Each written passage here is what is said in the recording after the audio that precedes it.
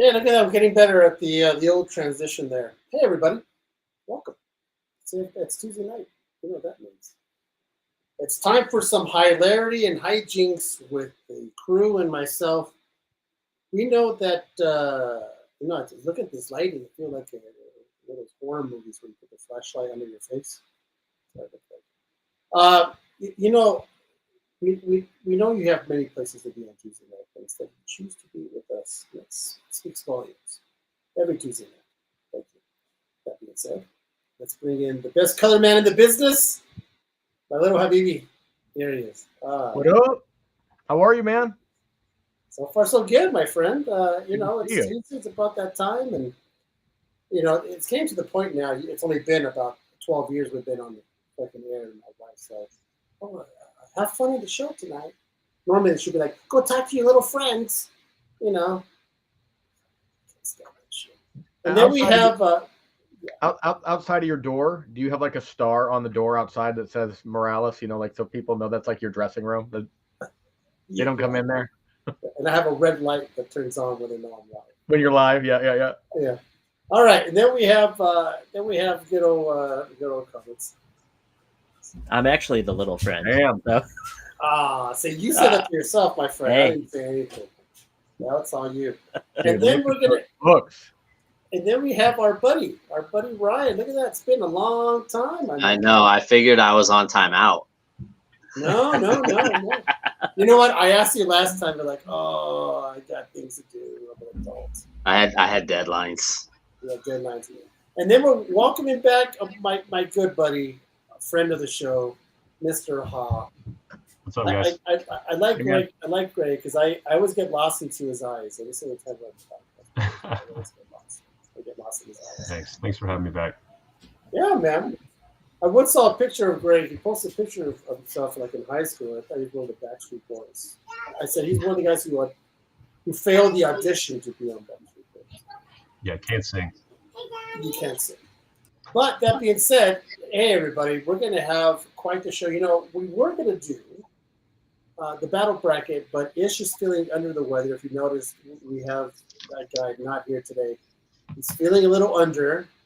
And for him not to be on the show, he really must not be feeling that good.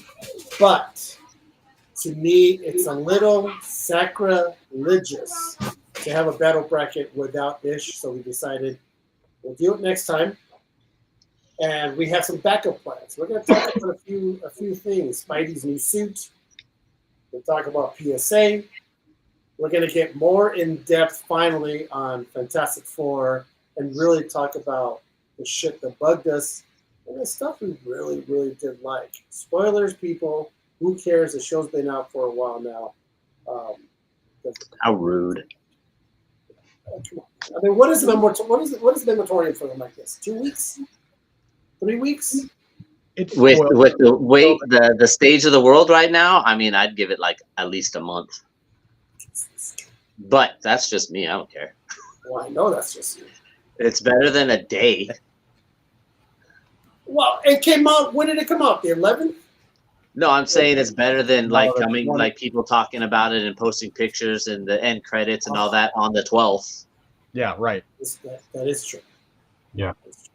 I think 2 weeks is always reasonable. I mean, Superman is coming to digital 30 days after it was released. So you can't say a month. I mean, because it's going to be on Blu-ray or whatever streaming. So 2 weeks. Hey, man, I travel a lot. I may not get to see all that. And when I'm home, I'm working the whole time, so I can travel again.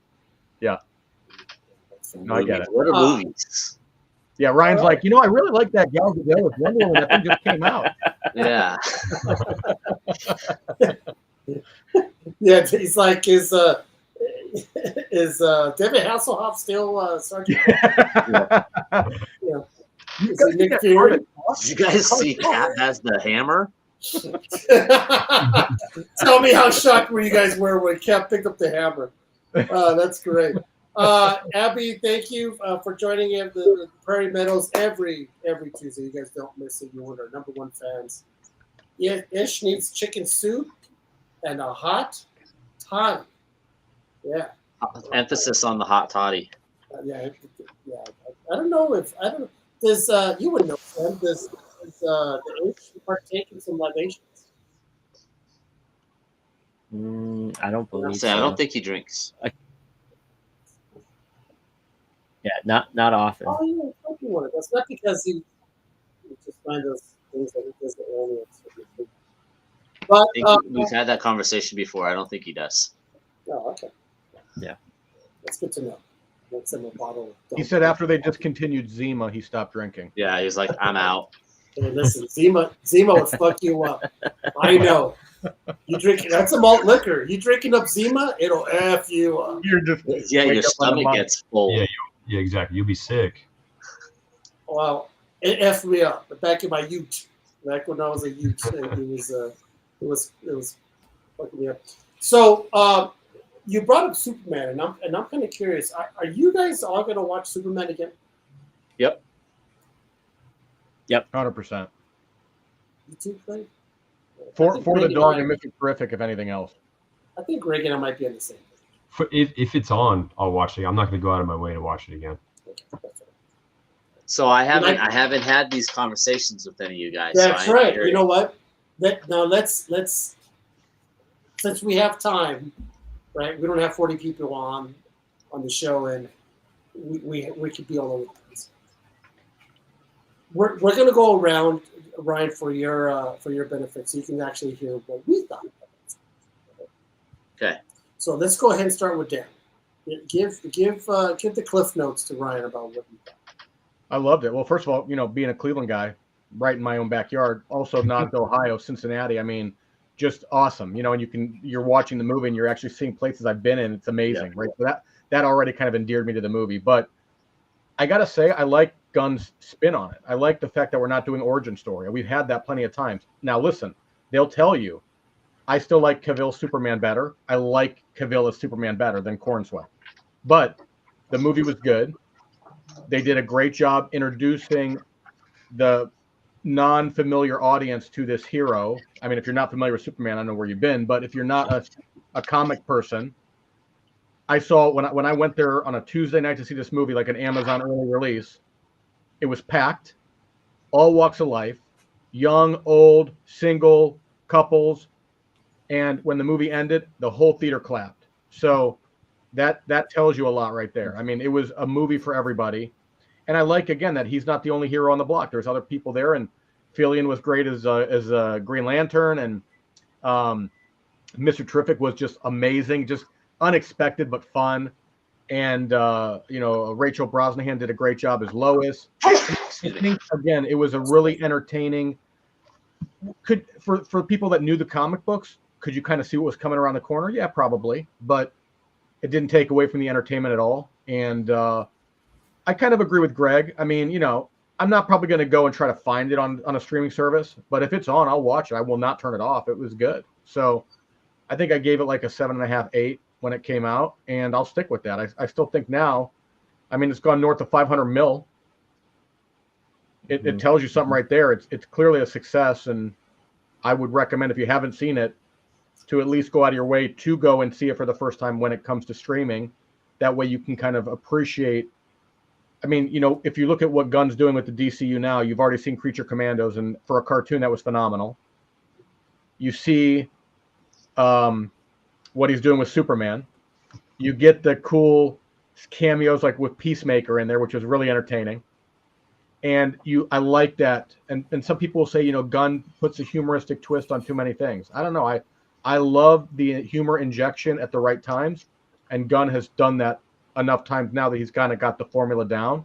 So I'm excited to see where the DCU goes. I'm also, and I'll shut up, but I can't wait for Supergirl. I cannot wait. I love that run, Woman of Tomorrow, even though they renamed it.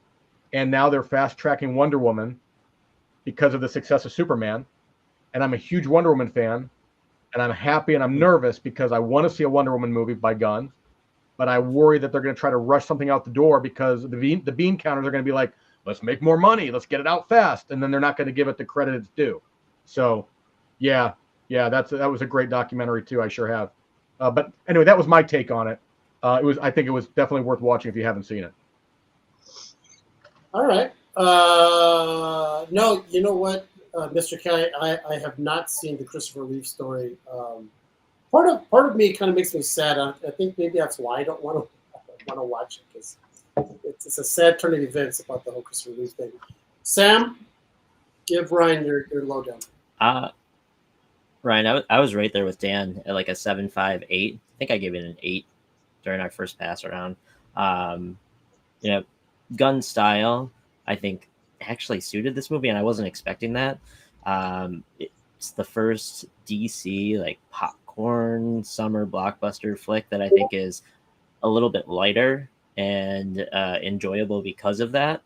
I do love the fact that we are open to a whole universe of different heroes, and we don't need crazy amounts of exposition or backstory to explain how we got there or why we're there.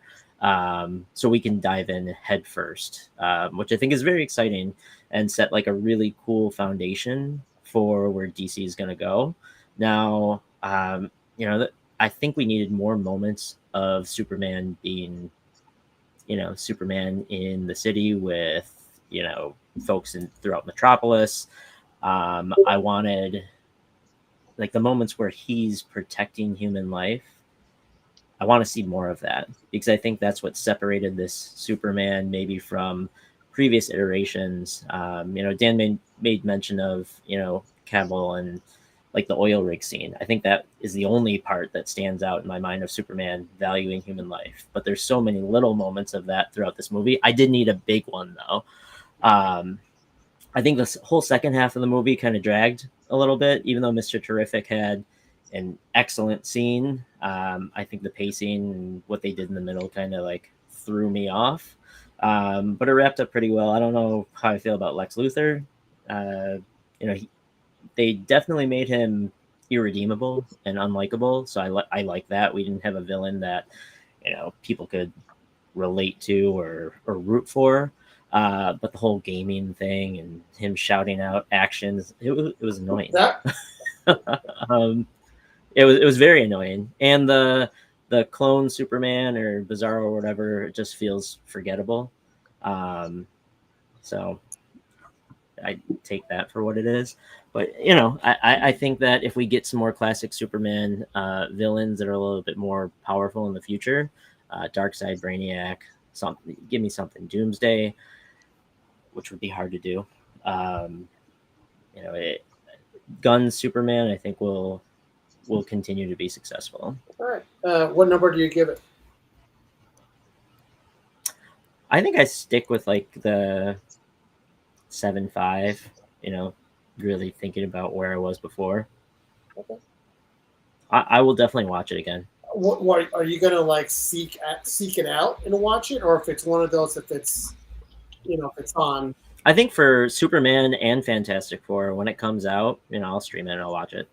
I need another pass through on it to just make sense of everything I recall, and then maybe even come back and say, all right, here are the things that didn't work the second time around.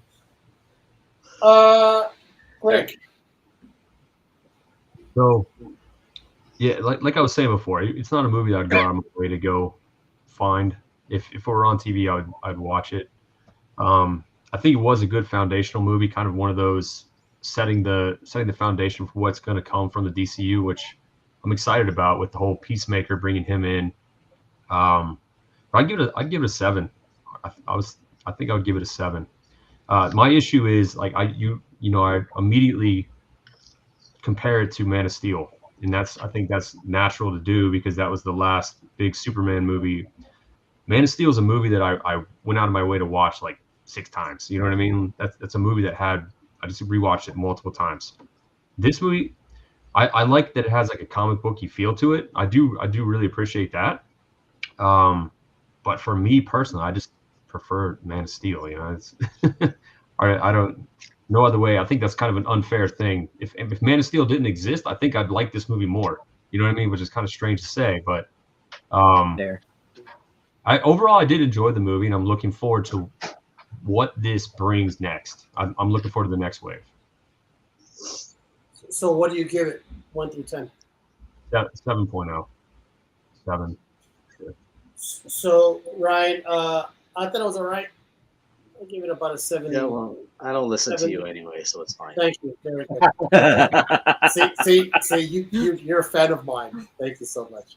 Yeah. 7.5. I there's a couple parts in there where I'm like, okay, let's go, right?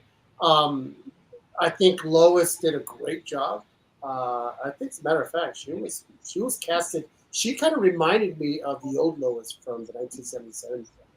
One thing I was going to say, it kind of annoyed me. I understand the James Gunn connection, but bringing Bradley Cooper in, that kind of annoyed me. I don't know why. Maybe I'm on my own with that, but I understand the connection there. But I don't know. Where did he play? Greg, can I piggyback onto your comment about Bradley Cooper? Mm-hmm. I'm still on the fence about. Wait, hold on. When did Bradley Cooper? He was the dad. He's the dad. He's Jor-El. Oh, I didn't even recognize that. I swear to God. Yeah, Bradley Cooper. And that I got to piggyback on Greg's comment. Not that I mind Bradley Cooper. I mind that they made Jor-El and Lara bad. I mean, maybe not bad. I shouldn't say bad, but like the motive was for. I mean, again, it was a bad motive. I mean, like I don't know if I like that because every other book, movie, he's a positive influence. In fact, he is anti-Kryptonian institution, right? And they did this little bit of a different angle, which I don't know if, in retrospect, had you still made Jor-El a good intended guy, you could have still had the same movie, right? I think the only reason I think they did that was, to make a commentary about it's the choices that you make that make you the hero, not the, James Gunn the said why history he you were did brought it. up in, I don't remember what Wait. interview, but James Gunn said why he did what he did. Are we talking about the message he left? The conquer Where and all you could that be, stuff? you could rule over them. Yeah. I mean, if Jor-El's my dad, if I heard that when I was young, 100% the Earth would be my bitch. 100%. Yeah, but he's not young when give he you a red sun Superman. Oh God! I would have everyone kneeling before me. I would be that guy. No one's gonna kneel before that Caesar. You son of a bitch! You listen here. Wrong Caesar, bud. I'd rather kneel before the ape than this one. What? Uh, Planet of the Apes, my dude. So I gotta tell you, it was all right. Once again, if it's on TV and if I'm flipping and it's on Max, I'm like, okay, maybe it's one of those I have to watch again. I'm gonna be honest. It might be one of those if I watch it again, I'll pick up more things and maybe like it more. But it was all right. The A1 was kind of annoying. The video game things they got going. Dude, I thought I was unlocking shit in Contra. I'm like, I got the God mode on Contra now. Right. What the hell? But that hits with this generation kids. It does. It does. So you have to put that into play when you watch shit. It doesn't have to just connect with the old fucks like us. It has to connect with the kids. The kids matter more. Right. You're right. Because he did jab a lot of we talked about last time, the brainless monkey, the robotic monkeys on social media, right? He did a couple jabs, to what's going on now in society. So, all right. So, about you, Brian? What's going on? What do you think? So, I mean, I'll keep it short because you have a plan of stuff to talk about. I liked it. I will watch it when it comes streaming. I'm gonna watch it again because I only saw it once. I know guys that have seen it like 10 times already. I thought it was a good movie. Now, you guys, I will still say it's probably like an 8. Around there, but what movie in the last 10 years has been a 10? There'll never be a 10. I don't know. Fucking live action. So like I've heard a lot of people like, oh, this like it's not like I think 7, 8. Those are good numbers for a comic book movie. That's a good number because 100%. You're not gonna get a 10. Like the last thing I think would have been a 10, Endgame, Infinity War. Those two to me were huge. Like maybe DC will do that. But that being said, this is the first comic book movie in a long time that felt like you just opened up a comic book. 100%. Like the cinematic shots, Completely the agree with that. angles, the poses. Like you could, as an artist, you could freeze frame and see that was a comic book panel. Mhm. Like the way he's floating in the clouds, I'm like, that's a fucking comic panel. Yeah. There's a shot where he just turns and all you see is part of his chest and he's kind of like going to punch, I think. I'm like, that's a fucking comic book panel. Like that's how we would draw that. Yeah. Whereas trying to explain that to my son, let's take the new Batman. Take Batman out of the movie. Take the Riddler out of the movie. Just put in Joe Blow. You still have a great detective movie. Didn't have to be Batman. It didn't have to be Riddler. They just made a movie and threw those characters in there. It still works. Marvel movies, they're all great. Like there's only like 2 that I'm like, I'm not watching that. But they take bits and pieces and twist their own things and do all this stuff, and they make a comic book type of movie. They make an action movie with comic book characters. Superman felt like James Gunn opened a fucking book and was like, this is exactly what I want. Yeah. Well, I'll tell you what though. What this movie did prove to me is that I'm all in with James Gunn, because I think he proved to us. Yeah. Look what I'm going to do, people.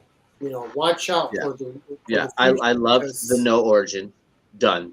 Superman's been here. It's over. We're good. I loved like the characters are just there. Like it bugs some people, but I was like, I don't want a backstory on Hot Girl.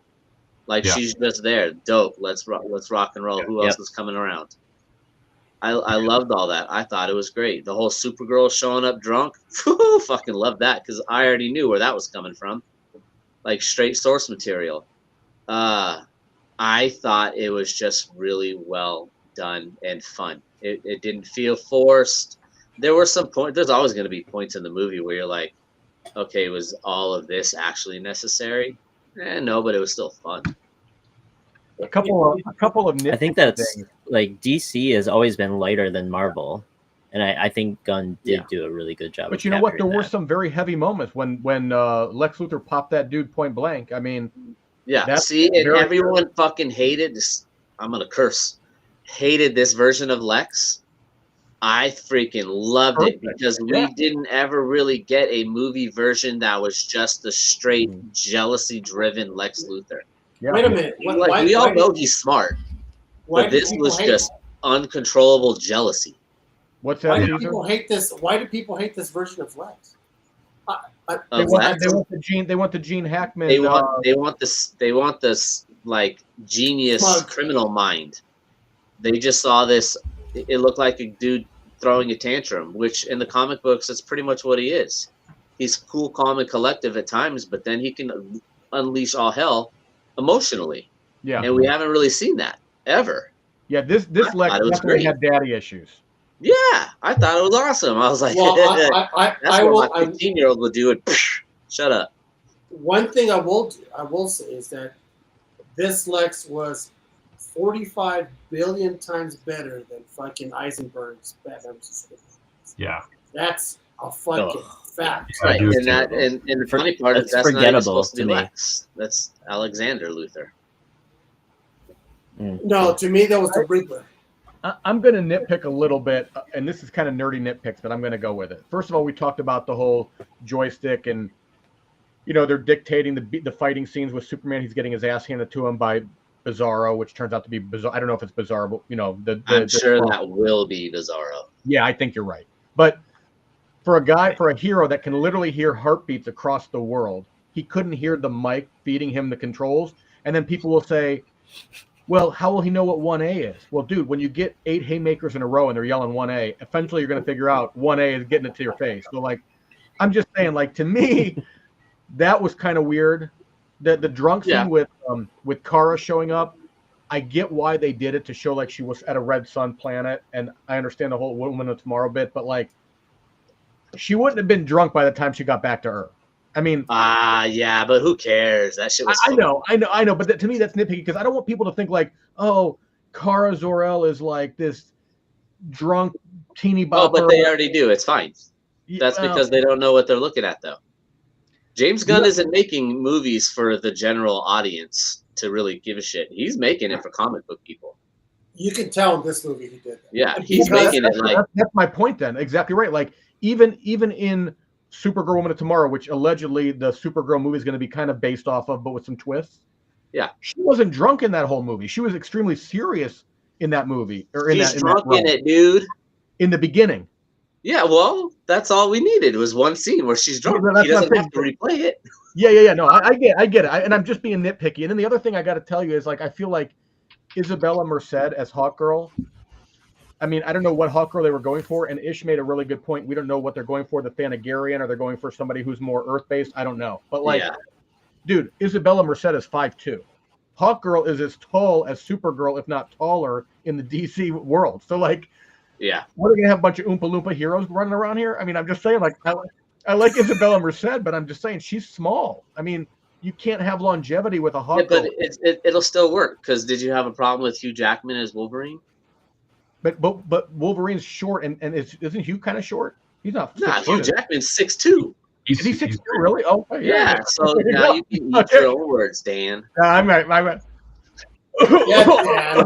Yeah, people got it works, and not everything's going to be exactly comic book accurate. We saw the same thing with Thing and Fantastic Four.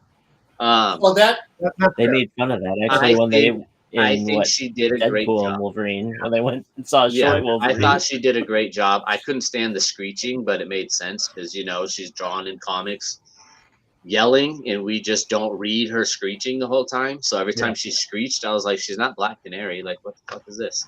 I didn't know good Hawkgirl in that movie. She looked great. Like, she looked great. She, acted it well. She was a badass.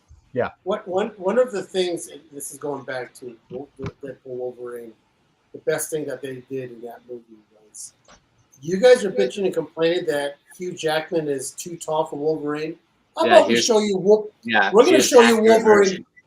We're going to show you Wolverine, the comic correction of Wolverine, and it was ridiculous. And it's almost basically telling all you fucking nerds out there, see how that would look? It doesn't work, my friend. Yeah. Isabella Merced could have been a better Wolverine.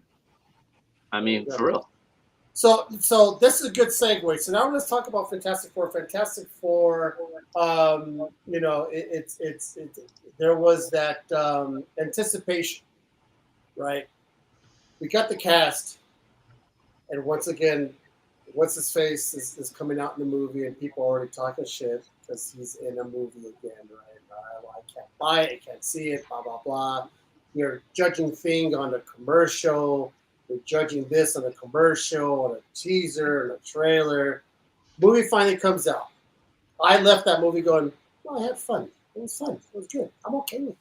I looked at my wife. She goes, I give that a 10. I was like, wow. So there you go, Ryan. According to my wife, she gave it a 10? She gave it a 10. Now, mind you, she's coming from a mind who gives two shits about comic books. So in her head, she was entertained. Like entertained, and that's all they're I can tell you that Shannon did not like Superman, but she loved the Fantastic Four. Interesting. And Shannon has no interest in comic book movies anymore. And my wife thought Superman was Yeah. So now we could get deep into this Fantastic Four stuff. So actually, we're going to start with you, Ryan, because we've already kind of frosted it before. Well, we haven't heard your take of FF. What did you think? Yeah, well, that's because I haven't seen it yet. Oh, we're gonna spoil the fuck out of it. That's fine. I've seen enough of it. I've seen what happens. I've seen the cut. Like, it's been out long enough that I could probably piece together the entire movie with all the clips that have been leaked. Okay, well, this will be fun then, because without knowing everything, like. From what I have seen, like, I actually dig the cast. My only gripe with what I have seen, I can't get into Ben's voice. Like, it just doesn't seem to fit. But then again, we all have what we thought Ben would sound like throughout the different iterations of comics and the cartoons and the previous movies. For me, it just didn't really fit at all. Like, not the whole time, but like sometimes you're like, okay, well, wouldn't this be a little like rougher, or like wouldn't he be angrier or sounding gruff, something? I don't know. Johnny I liked. Sue Storm. I thought the actress on that did a great job. I'm still not really stuck on Pedro Pascal as Reed. Thank you. Galactus, I think they did a great job at for the most part. And then I loved Shia LaBeouf as Silver Surfer. I think that was like the best part of the movie. Agreed. So Shia LaBeouf. Well, from what I've seen, at least. Well, you weren't wrong, because Shia LaBeouf for me was she was a highlight. You know, and for all these people who were talking shit on the commercials or when it first came out, and they're like, "Oh, that gender swap, Female surfer." No, and it wasn't. Teaser like the Watcher cameo. Yeah. The what? The Watcher looking through the spaceship window. There's no one watching looking through the spaceship window. Oh, I was like, I don't think I've seen that part then. Yeah, don't listen to Dan. Don't listen to Dan. He's an idiot. So this is the thing: is that, you know, when people realize that Shia LaBeouf is an actual character, it's not a gender swap. It makes sense. She's a badass. Galactus, I thought, looked pretty good considering the fact. They could have made him cheesy as all get out. He wasn't a big floating cloud. That's for fucking sure, right? We got some of that. So there's some stuff in there. The first half was, come on. But it kind of also proved that you don't necessarily need a movie to be 100% action. No. You don't. You don't need it, because it becomes a Michael Bay movie, right? Where there's an explosion every 2 minutes with no substance. There's certain parts that people did not like. People could have done away with some speeches. That was a little too much. So like that. So actually, I did see the one baby speech. So, yes, that exactly. I was like, if this were the normal world, which again, we're on a different Earth, so that's okay. But if we were on our Earth, they'd be like, torch it. Like, yeah, a great speech, but still gotta go. On their Earth, Ryan, works. If this was this Earth, they would find out Galactus had just did a 180 and turned around and left, and they'd still be like, torch it. Yeah. Wouldn't give a shit on this Earth. We're not risking that shit. It's still gotta go. Kill it anyway. Yeah, no. So that being said, Greg, what did you think of it? I haven't heard yours yet. Yeah, I actually really liked it. I'd probably get like an 8.5 on that movie. It's I was a little skeptical at first too about the Silver Surfer, but I thought that was one of the best parts of the movie. I thought it was fantastic. The one thing I kept getting hung up on, I made a post on Facebook about this, is Joseph Quinn, who played Human Torch. I could not see Kirk Lazarus. I don't know if anybody else saw that. You guys know who Kirk Lazarus is? Yes, a lot of people from the Tropic Thunder. With his hair dyed like that, he looked like Kurt Lazarus, who is Robert Downey Jr. from Tropic Thunder. And for some reason, I just kept seeing that over and over again. But to you guys, have a condition. To you guys' point, I think he's a great actor. By the way, in Stranger Things, he's one of my favorite actors in the show. And that's another thing about Julia Garner. She's one of my favorite actors too. But they didn't let her do her full deal that she can do. But going to Pedro Pascal, I don't know. The guy just phenomenal. He can do anything. Yeah, I feel like he's one of those that you can stick him in almost any role and he can pull it off. All right, I'm gonna fall asleep while you're talking about Pedro. I was a little worried about him being cast as Reed too, but I thought he pulled it off. I thought he did just fine. I thought he did a good job as playing a character. I don't think he pulled off a good Reed Richards. He didn't. They totally nerfed that character. They made Johnny Storm more intellectual than Reed. Reed was doubting being a parent the whole movie. Meanwhile, this being's coming here, and meanwhile, Johnny Storm's deciphering Shia LaBeouf's language. Like, what is going on here? Yeah. I think they missed Reed. Fair, but I think they gave us a Reed that was unsure of himself because he couldn't. There's two things that he could not calculate, and I give it that. The what if of being a father, and how the hell do you solve Galactus? I'll give it that. I'll give him a confused because we've never had couldn't solve the problem Reed. I'll give it that. I just couldn't see him as Reed. I just couldn't connect him to being Reed Richards. I didn't say he didn't play the part well of a scientist or the team leader, which I don't even think he was the team leader in the movie. I just can't connect him to Reed. Like, I see Ben as Ben. That dude did great. Sue is Sue, and that kid played really well as Johnny. I just can't connect him to that's Reed Richards. Like Chris Evans, that's Captain America. No, I love that actor. I think he does a great job in damn near everything. I don't know what it was. Maybe the look, or I don't know. I just couldn't connect it. It just didn't work for me. I see it too. I felt the same way when I saw Krasinski as Reed, but maybe that's because I watched The Office. And that may be because I think he looked like a better Reed Richards, but I don't think he played a better Reed Richards. Mm-hmm. Yeah. What are you gonna say, Greg?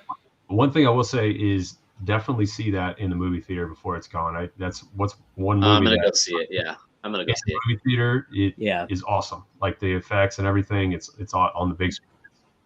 I feel judged, man. I've been working on covers right and left and sketch covers and everything else. I haven't been able to make it to the movies. Don't judge me. My kids are waiting for me to go. They want to go see it. That's the only reason I got to go is my 8-year-old wanted to see it, so I took him. Okay. And the cool thing and the fun thing is there's always been talked about, right? There's people who constantly talk about shit. The CGI was bad. Galactus looked bad. Blah blah blah was bad. Yeah, that was bad. Oh, I thought Galactus was great. And I got it, and I'll say it again for the fact. It's bad. We keep having issues with the program freezing. So, everything seems okay over here. I mean, am I back? You're back. Man. Oh, sorry about that. We always talk about this. It's one of the biggest pet peeves. They talk shit about something they haven't even seen it yet, and they're already like, "I'm out." Then be out. Right. Then be out. Yeah. Don't talk shit about it. Just be out. We don't necessarily need to know or hear you talk about how you think the movie sucks from watching a 2-minute trailer. Yeah. It's weird that way, and it bugs the fuck out of me because there are some very gullible people out there who will listen and call it gospel. Yeah, and we've talked about that before. Like my biggest pet peeve with comic book movies is the fact that we already know about them before the movie comes out. Yeah, and people have already judged them before anyone has a chance to do it on their own, and start giving people shit for liking it. Oh, you like that movie? Like you must not have good taste. Shut the fuck up. Well, you know what, Ryan? It's not even. Don't worry about what I like. Worry about what you like. Ryan, it's not even the general audience. It's the fucking critics anymore. They're shitting on movies like Drudge Report. Roasted Superman. It was the worst thing since sliced bread. And then next thing you know, it goes north of $500 million, and they had like an amazing Rotten Tomato score. So there was people putting like Superman's flopping a week and a half before it even came out. So half of that shit at this point is just auto-generated bullshit. Why? Because social media has to thrive on negativity. That's right. They did the same thing with controversy. That's exactly. So I don't even pay attention to any company that posts. I don't even pay attention to when Dell posts shit on Comic Menu. This is bombing. I'm like, go away, Dell. Like, you know what annoys me about Fantastic Four, and this is I keep saying it. I'm not going to stop saying it, and I'm going to say it. And Caesar knows where I'm going. Right in the beginning of the movie, you're either intellectual, and you're all about that as a family, or you're not. But like in the beginning of the movie, Sue finds out she's pregnant. Reed's in the bathroom. She's like, "Give me a second." Then she comes out with her unwashed fucking pee hands and touches Reed on the face. It's like, get some damn Purell, Sue. Ridiculous. Get some Purell, Sue. Are you going to watch Were there any cut scenes? No. Did you see her peeing on the stick? She's holding the stick. She's like, "We're pregnant." And she's like, well. Like, get your gross ass. But you don't know if she's touching the part she peed on, Dan. Dude, this is my thing. You have a condition as well. I don't know what happened before the movie started. She could have peed on it, washed her hands, and waited. You got to wait no hand minutes wash for those whatsoever. things. That's what I said. That's what You I got but 15 minutes before you get an answer. There's a long time she could have peed. And Ryan, and she washed walked her out of the hands. bathroom and she goes, Reed, I got some news for you. Come here. Ugh. Now you go wash your hands since you licked all over. Yeah, it. since you licked all over. Ugh. And the thing that gets me, and I told Dan, is that Fantastic Four takes place in the futuristic '60s, but yet Yeah. they're still peeing on sticks for pregnancy tests. And it's like Reed Richards can't do a fucking make some. You just stick your finger in a glass of water and it turns let's purple. be fair. That shit's some scientifical genius crap right there because Matthew Broderick used a pea stick to figure out that Godzilla was pregnant. So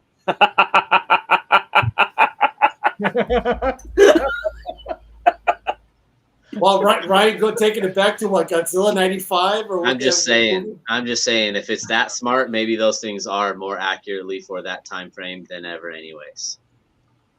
If that's what you're worried about this movie, you need to watch some other stuff. There you go. She peed on her hands and then she touched the stick. There you go. Yeah, sounds plausible. The things people bitch about before things come out, it drives me insane. And then the same thing, like my kid does it. Like he's like, "Oh, it's gonna be so bad. It's not worth spending money on." I'm like, "How do you know that?" I read. Shut the fuck up. Yeah. And form your own opinion. If you never want to watch it again, that's your opinion. You're fine. Yeah. But you have to form your own opinion, not listen to everybody else. Yeah. You don't see me posting like, I saw Superman. It was fucking fantastic. I watched the movie and I come back and I tell my wife. Because I don't give a shit what anybody else thinks that what I like or don't like. And that's true from an opinion perspective, Ryan. I agree with you. I think I always knew this was going to be a challenge, though. I think it was a bad idea for Marvel to release Fantastic Four a couple weeks after Superman. And I know people will say they're different kinds of movie, and I'm fine with that. That's totally cool. But like when you get down to the economics of it, you take you and your family, maybe your wife or some kids, to go see a movie, you're in for $80. And people can't pull that for two movies. You're not going to have two blockbusters. Something's going to give, and it was Fantastic Four. It didn't do it. Well, I can counter that. Well, let's do devil's advocate. 20 years ago, 10 years ago, that shit wouldn't matter. You had July, May, June, July, you had all these movies dropping one weekend after another, and we all still went. It didn't matter. We were all there. Yep. Economics right now suck. They're probably the worst I've ever seen it. What goes first? Hobbies and non-essentials. Yeah. Unfortunately for me, I've noticed it because comic sales are down from everybody I know. What's after that? Movies that cost $100 for a family. So whether they released it on the same weekend or a month apart, I don't think it would matter because some people just aren't going because they can't. It's not they chose one or the other. How do you say that? And you have Superman that's north of 500 million and Fantastic Four that's not close to that. Oh, well, I mean, let's be honest on that side. What some people just didn't like it as much as they did Superman. The other thing I think of is Marvel fatigue. Not superhero fatigue, Marvel fatigue. A lot of people are so used to the Marvel movies bombing that they don't even care. They're going to wait till it streams. Or the majority of the masses know Superman more than they know Fantastic Four. So there's that. There's that where people are like, I think I know Fantastic Four, but if you tell me you know Superman, oh yeah, I used to watch the Reeves one and then the second one, and it's more of a thing, right? Now let's reverse it. Say Fantastic Four first came out, and this Superman. I still don't think it would have mattered.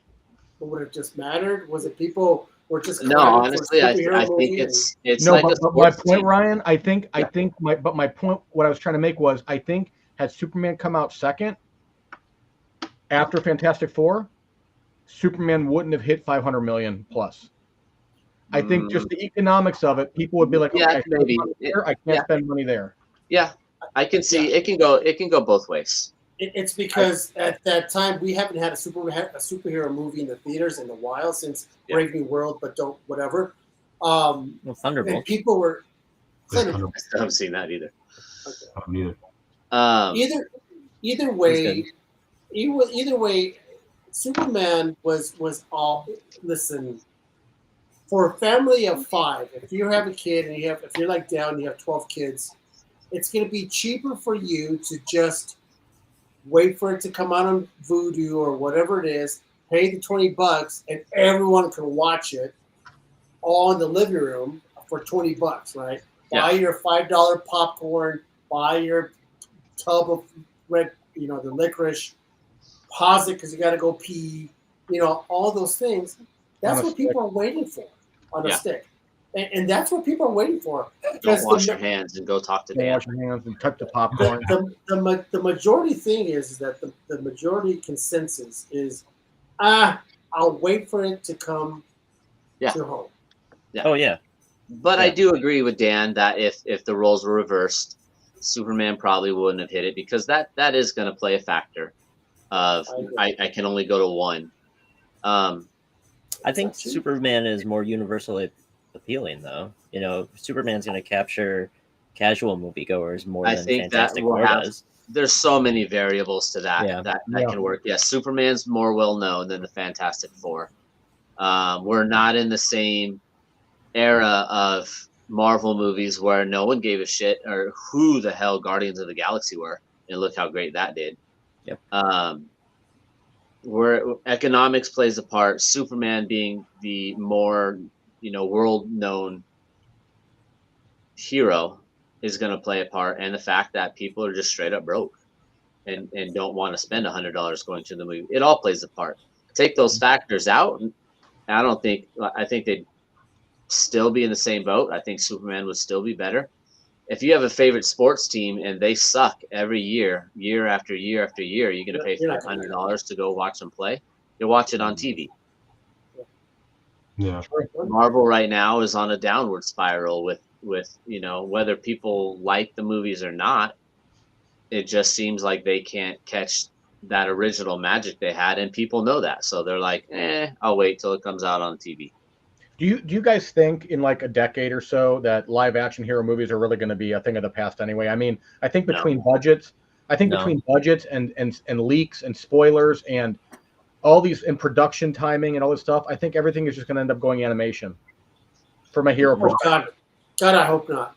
No, I don't think it's ever going to transition to that. Near to one. I can see them doing both, like they are. Some of them are now. Yeah. I don't think it'll ever stop because I think they do, whether people see it or not. It's like Star Wars. It's like I'm trying to think of some of the other movies. They make good money. It's especially Star Wars. They make good money in the theaters. Where do they make all their money? Merchandise. Yep. How many kids after that wanted them to go out and buy a Superman shirt? The new toys, the new this, the new that. They make way more money on the merchandising side than they do on the actual film itself.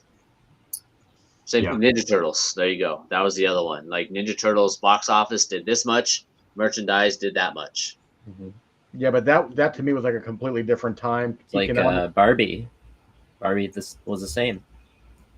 But it all factors in. Like it's still like Disney producing. It may not be Marvel Studios making all the money, but it all ends up going back to Disney. Yeah. Like we made X amount of money doing Lilo and Stitch, but we'll say $200 million. We sold $500 million in merchandise. That's a fucking win. Yeah. It balances out in a sense, right? Is there anything from you three, because Ryan hasn't seen it yet, is there anything that you would have changed in Fantastic Four?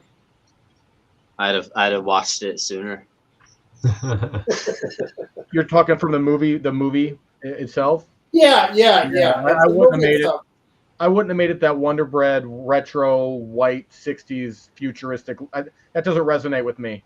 I'm not saying I did not enjoy it. It was a fun movie, but like, I don't know. I felt like to me I was watching Pedro Pascal, and I like him in Mandalorian. I liked him in Last of Us. I like him in a lot of things, right? To me, in that movie, he kind of looked more like Desi Arnaz than he looked like Reed Richards to me. It's like in that setting. That's not a bad analogy. Yeah. I mean, it felt like that to me. Like that whole thing to me, it just, I don't know. I didn't like that whole setup, that scene. Like, oh, Galactus is coming. See, what are we gonna do? See, you know, I don't know. I mean, I'd rather just do it either in the present time or do it in a futuristic setting. See, I don't know. I felt like it invoked the same vibes you get from reading those original issues. I don't know if this story would have worked in a modern day setting. Definitely not in the 616 or whatever the MCU timeline is. But yeah. No, I enjoyed the retro vibe. In terms of things I would change, it's tough. Like, I don't know. I don't. There's not a lot with the movie that I saw that was wrong. I would have added another action scene. Like, give me one of the fights. I know that they did like the retrospective of like, let's show you all the impact that the Fantastic Four has had on this world. But actually give me a real like meaty action sequence. Because there was so much of getting to know the family, which I thought was crucial. But just give me one more. What about Mole Man? I thought he was hysterical. But does he give you the Mole Man vibe? No. But does it work for that 838 world? I think it worked really well. Okay. I've heard so many like casual, like non-comic book reader fans tell me like, oh man, they made Mole Man like enjoyable. He was funny. He See, I'm just used to like the big yeah. Like so again, I haven't, I don't know what to judge on it. I just was like, really? All right, but it's a different. He wasn't angry. He wasn't a villain. Let's tell you that. He was like a curmudgeon instead of a, I like the whole 838 aspect. Yeah, he's just bitter, something like that. So, how about you, Greg? Was there something that really either bugged you or you would change? No, that's really hard. Like I said, I would have liked to have seen, maybe more of Julia Garner with her sassy personality. But other than that, it's really hard to change anything. I thought it was a really great movie. Okay, what about one thing I have seen? What actress is that, Greg, that you keep mentioning? Julia Gardner. She's from Ball. Yeah, and she was in Ozark. No, I'm sorry. Oh, she's for Charlotte Ball. Okay, yeah, go ahead. I'm sorry, go ahead. Ryan? I mean, what other female would we be talking about right now, dude? I don't, because there's only two, right? Kirby and that one. Yeah. So if it's not Kirby, it's gonna be. Well, we also have elimination, Caesar. We also had Natasha Leone make an appearance. Yeah. What? Natasha Leone made an appearance, and she was like, "What was that? Ben's like love interest, Alicia, or something?" No, she's a whole different even character. Alicia Masters, sadly. She's just a new character. There's no connection to comics on that one. Really? I did read that. Yeah. She's not connected to anybody. I thought she was great. I mean, I enjoy her. So that was a neat kind of a. I don't know. I just read that she's not. She's like, she's the next the Kat Dennings, whatever. Yeah. I can't remember what she played. Darcy. She just made up and she'll fit. The one thing I have read that I'm curious, because I can see why comic book people will defend it, but I can see why comic book people will get mad, is I know there's a meme out there of Galactus stretching Mr. Fantastic about this much. And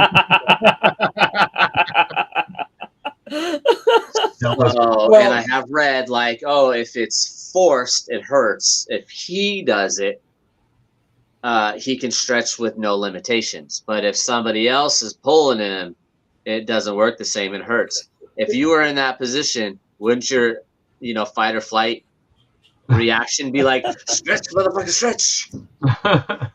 Well, you know what? They went back to the original Fantastic Four movie, from 2001 or whatever it was, and Mr. Fantastic is stretching himself around a fucking wheel, a Ferris wheel. Yeah. Like it's nothing.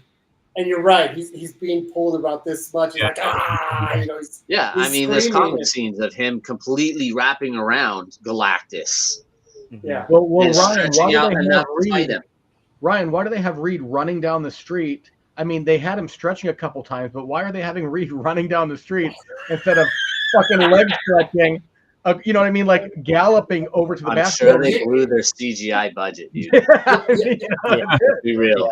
Do you want to do it for a guy that stretches and actually isn't really that cool, or do it on some shit that's really cool? You know what? This is a funny part about us geeks, right?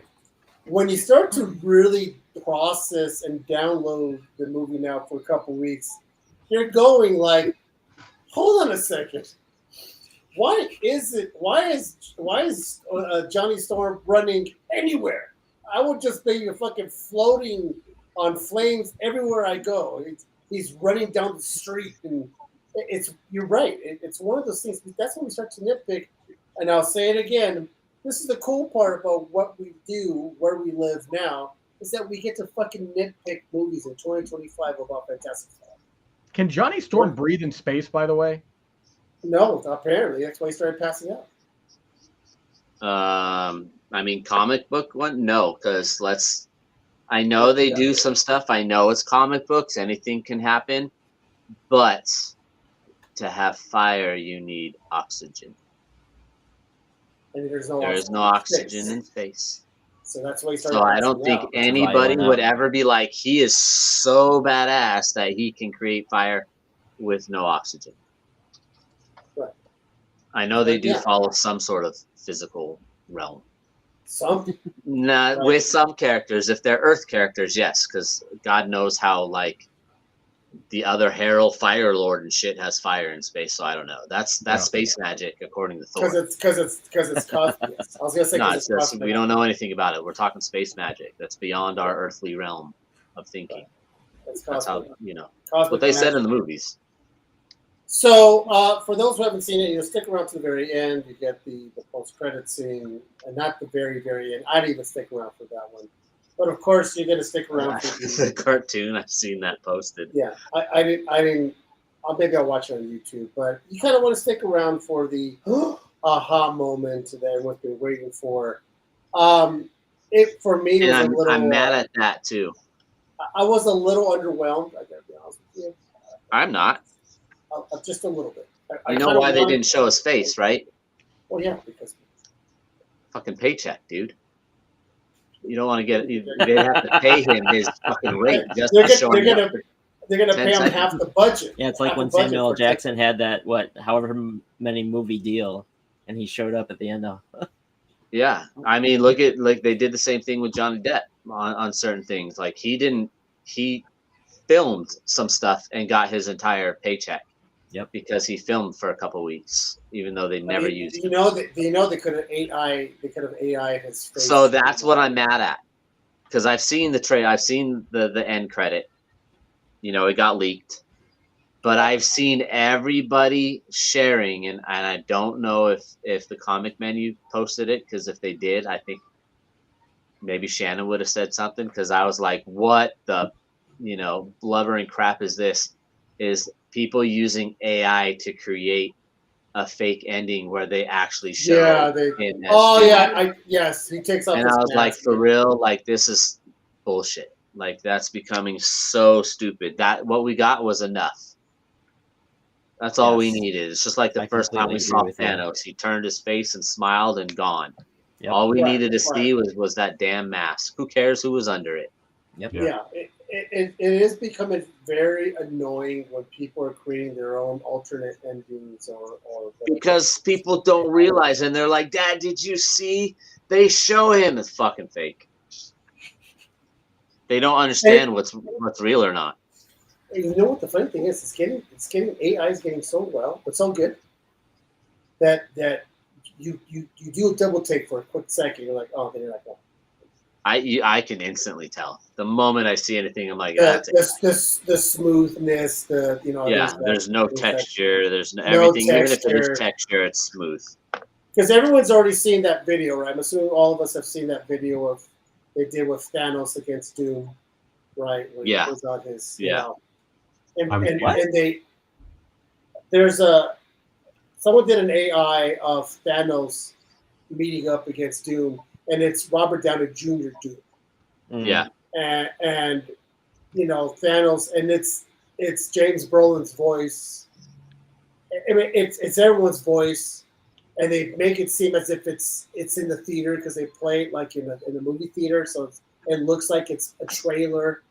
You know, it's the most ridiculous thing, anyways. And Doom goes in and just rips out his spine from his body, and It's one of my favorite I mean, comic panels.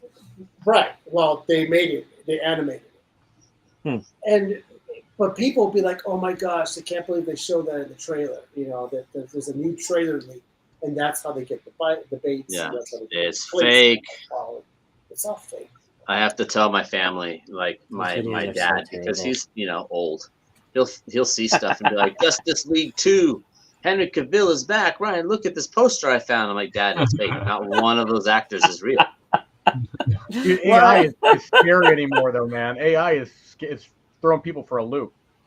Yeah. Oh yeah. So now my wife will look at something on Facebook. She goes, "Caesar, come over here. Do you think this dog is real?" I go, "He's 12 feet tall. I don't think." You know what I mean? But it's true. She looks at me. She goes, "Do you think this is real?" I'm like, I don't think so. She's like, "How do you tell?" I'm like, "Because that guy has 12 hands. You know, he has 12 fingers. Yeah. It doesn't look. You know, you have to watch out for these things. You know." So, anyways, let's move on. So, bottom line.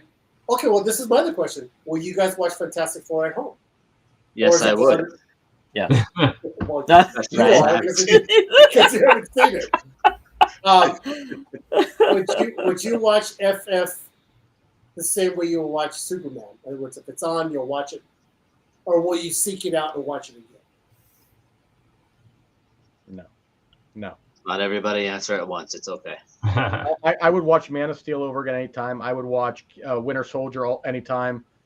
I would even watch Shang-Chi. I really enjoyed Shang-Chi. I don't know that I would ever go out and look for Superman or Fantastic Four. They weren't bad movies. They were good. I wouldn't go and watch them unless they were on and that was just sitting there. In the background, right? Yeah. How about you, Sam, Greg? Oh, I'll buy Fantastic Four. Well, you really liked it, didn't you? Yeah. How about you, Greg? Same here. You'll seek it out and watch it again. Yeah, I'm definitely gonna be watching it again. Good to know. You know, you mentioned, Ryan, what superhero movie or comic book movie is a 10? In my eyes, I have two. One is V for Vendetta, and the other one is The Watchmen. Or the Duck. Yeah, we'll see. That's why you need a new prescription, anyways. I've been telling you that for years. In your eyes, it's wrong, so it's fine. I thought you were gonna say Howard the Duck, Caesar. If that gets a 5, I'd be surprised. But we've all seen it. V for Vendetta and Watchmen are absolutely great movies. 10, I don't know. Like you said earlier, I don't think anything's a 10, but they're it's pretty close. What about Watchmen? More comic book than V for Vendetta. We all know it's a comic book, but it doesn't play off as a comic book movie at all. It could have just been a fucking movie that someone came out with. Yeah. And no one would have ever known. It's like Men in Black. Half the people didn't realize that was a comic book. Oh, and the other one, I'm sorry, and the other one, tab number 3 is 300. Is what? 300. Oh yeah, 300 is great. What about Weird Science? Have to be a comic book movie. Weird Science. Weird Science comic book movie. Yeah. Really? Yeah. EC Comics. Yeah. Huh. And to us, it's just a crazy in my day. I'll be the old guy that says back in my day, coming of age movie comedy. That's a 10 though. Weird Science is based off of one of the EC books? DC, yeah. One of the EC Weird Science, yeah. It's of the same time. Weird Science from 19. But was it the same story of having a woman to come to life? Yeah, I don't know the exact issue number and stuff, but yeah, I mean it was based off a book title. Huh. It's like they made a movie out of one specific issue, like Alfred Hitchcock used to make movies out of the thing of Twilight Zone. Yeah. Exactly right. Yeah. Hey, Kate, how are you? Glad you're joining the show. All right, so let's move on to. So this is the next thing I want to talk about. So it was dropped. The new outfit, the new Spidey. Spoiler alert. If anyone has anything negative, turn your shit off now. So let me ask you guys why. And you might have an answer, but you fucking nerds are looking at you, Sam and Dan. Why do we need so many fucking changes in outfits? We don't. You know why they changed it, right? Before anyone else answers, you know No, why they changed it. Why they change it? What were his suits before? Well, I'll show you right now. Well, they're making it more comic accurate. Well, not even Well, besides that. No, the suits before were from We're Tony from Stark. Tony. They were all smart. They were all smart. They were all Yeah. AI Yep. enhanced. That's right. So They they're saw going old Peter school. Parker. They Yeah. were they were computers. This is his first handmade or He doesn't made by have that him anymore. suit. Right here. That's the original right there. you know, so you're right. You're right, because he doesn't have Stark anymore. So he's going Right. old school. So he has no computer because Peter Parker doesn't exist anymore. No one knows him. So his suits won't know him. So to answer your question, Caesar, pay attention to the past movies and you could answer it yourself. Now we can discuss. you know, You invite me every time. I just realized why I only have Ryan on it once every 6 months. So this is I love Ryan. He's a pal. So this is the thing. I'm assuming you guys like it, right? You guys need to see it again. You guys wanted to- Yes. He's even come out on it and did a teaser with it. Yeah, Did they actually change anything from the end credits? They did. They made it more like it's kind of a cross between their own and the Andrew Garfield suit. It's more like Andrew Garfield's. It's more It more reminds Raimi. me of Andrew Garfield's quite It's a bit. more Raimi-esque, like the suit. Yeah, I think they honestly crossed Raimi's and the Garfield suit together. So and all made this one. The all these colors things hit for me. That's my immediate reaction. you like to it. that blue and you like that Oh, shade yeah. of blue. And, Well, I mean, if I compare it to what I see in books all the time, like that's it. Well, yeah. On but screen, I don't know. You know, if you look at any of the other suits except for Homecoming, the rest from Infinity War on, they were all the Ben Reilly design. Mhm. They're not Peter Parker Spider-Man. They're all Ben Reilly.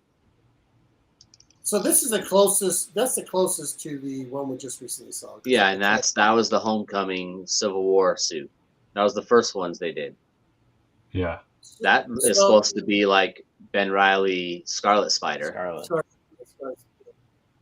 And then the rest of them all look like Ben Reilly. I honestly thought at some point they were going to say his real name was Ben.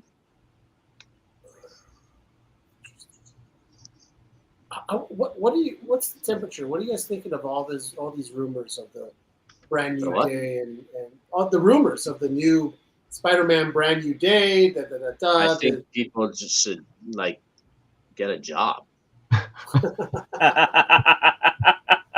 I'm excited about it. I'm excited to see the movie. I don't know. I'm kind of getting a little tired of Tom Holland. I know that sounds weird as that character. I know that sounds because he's a good Spider-Man, but like I'm excited for the movie and I love the new suit. I love it's more comic accurate in my mind to what's in the books now. I want them to keep Tom as long as he looks young because I'm so tired of a new Spider-Man, a new Spider-Man, a new Spider-Man, a new Spider-Man, which is going to be hard because unless they continue into his adult series and stuff, he's always a kid. So this one, now.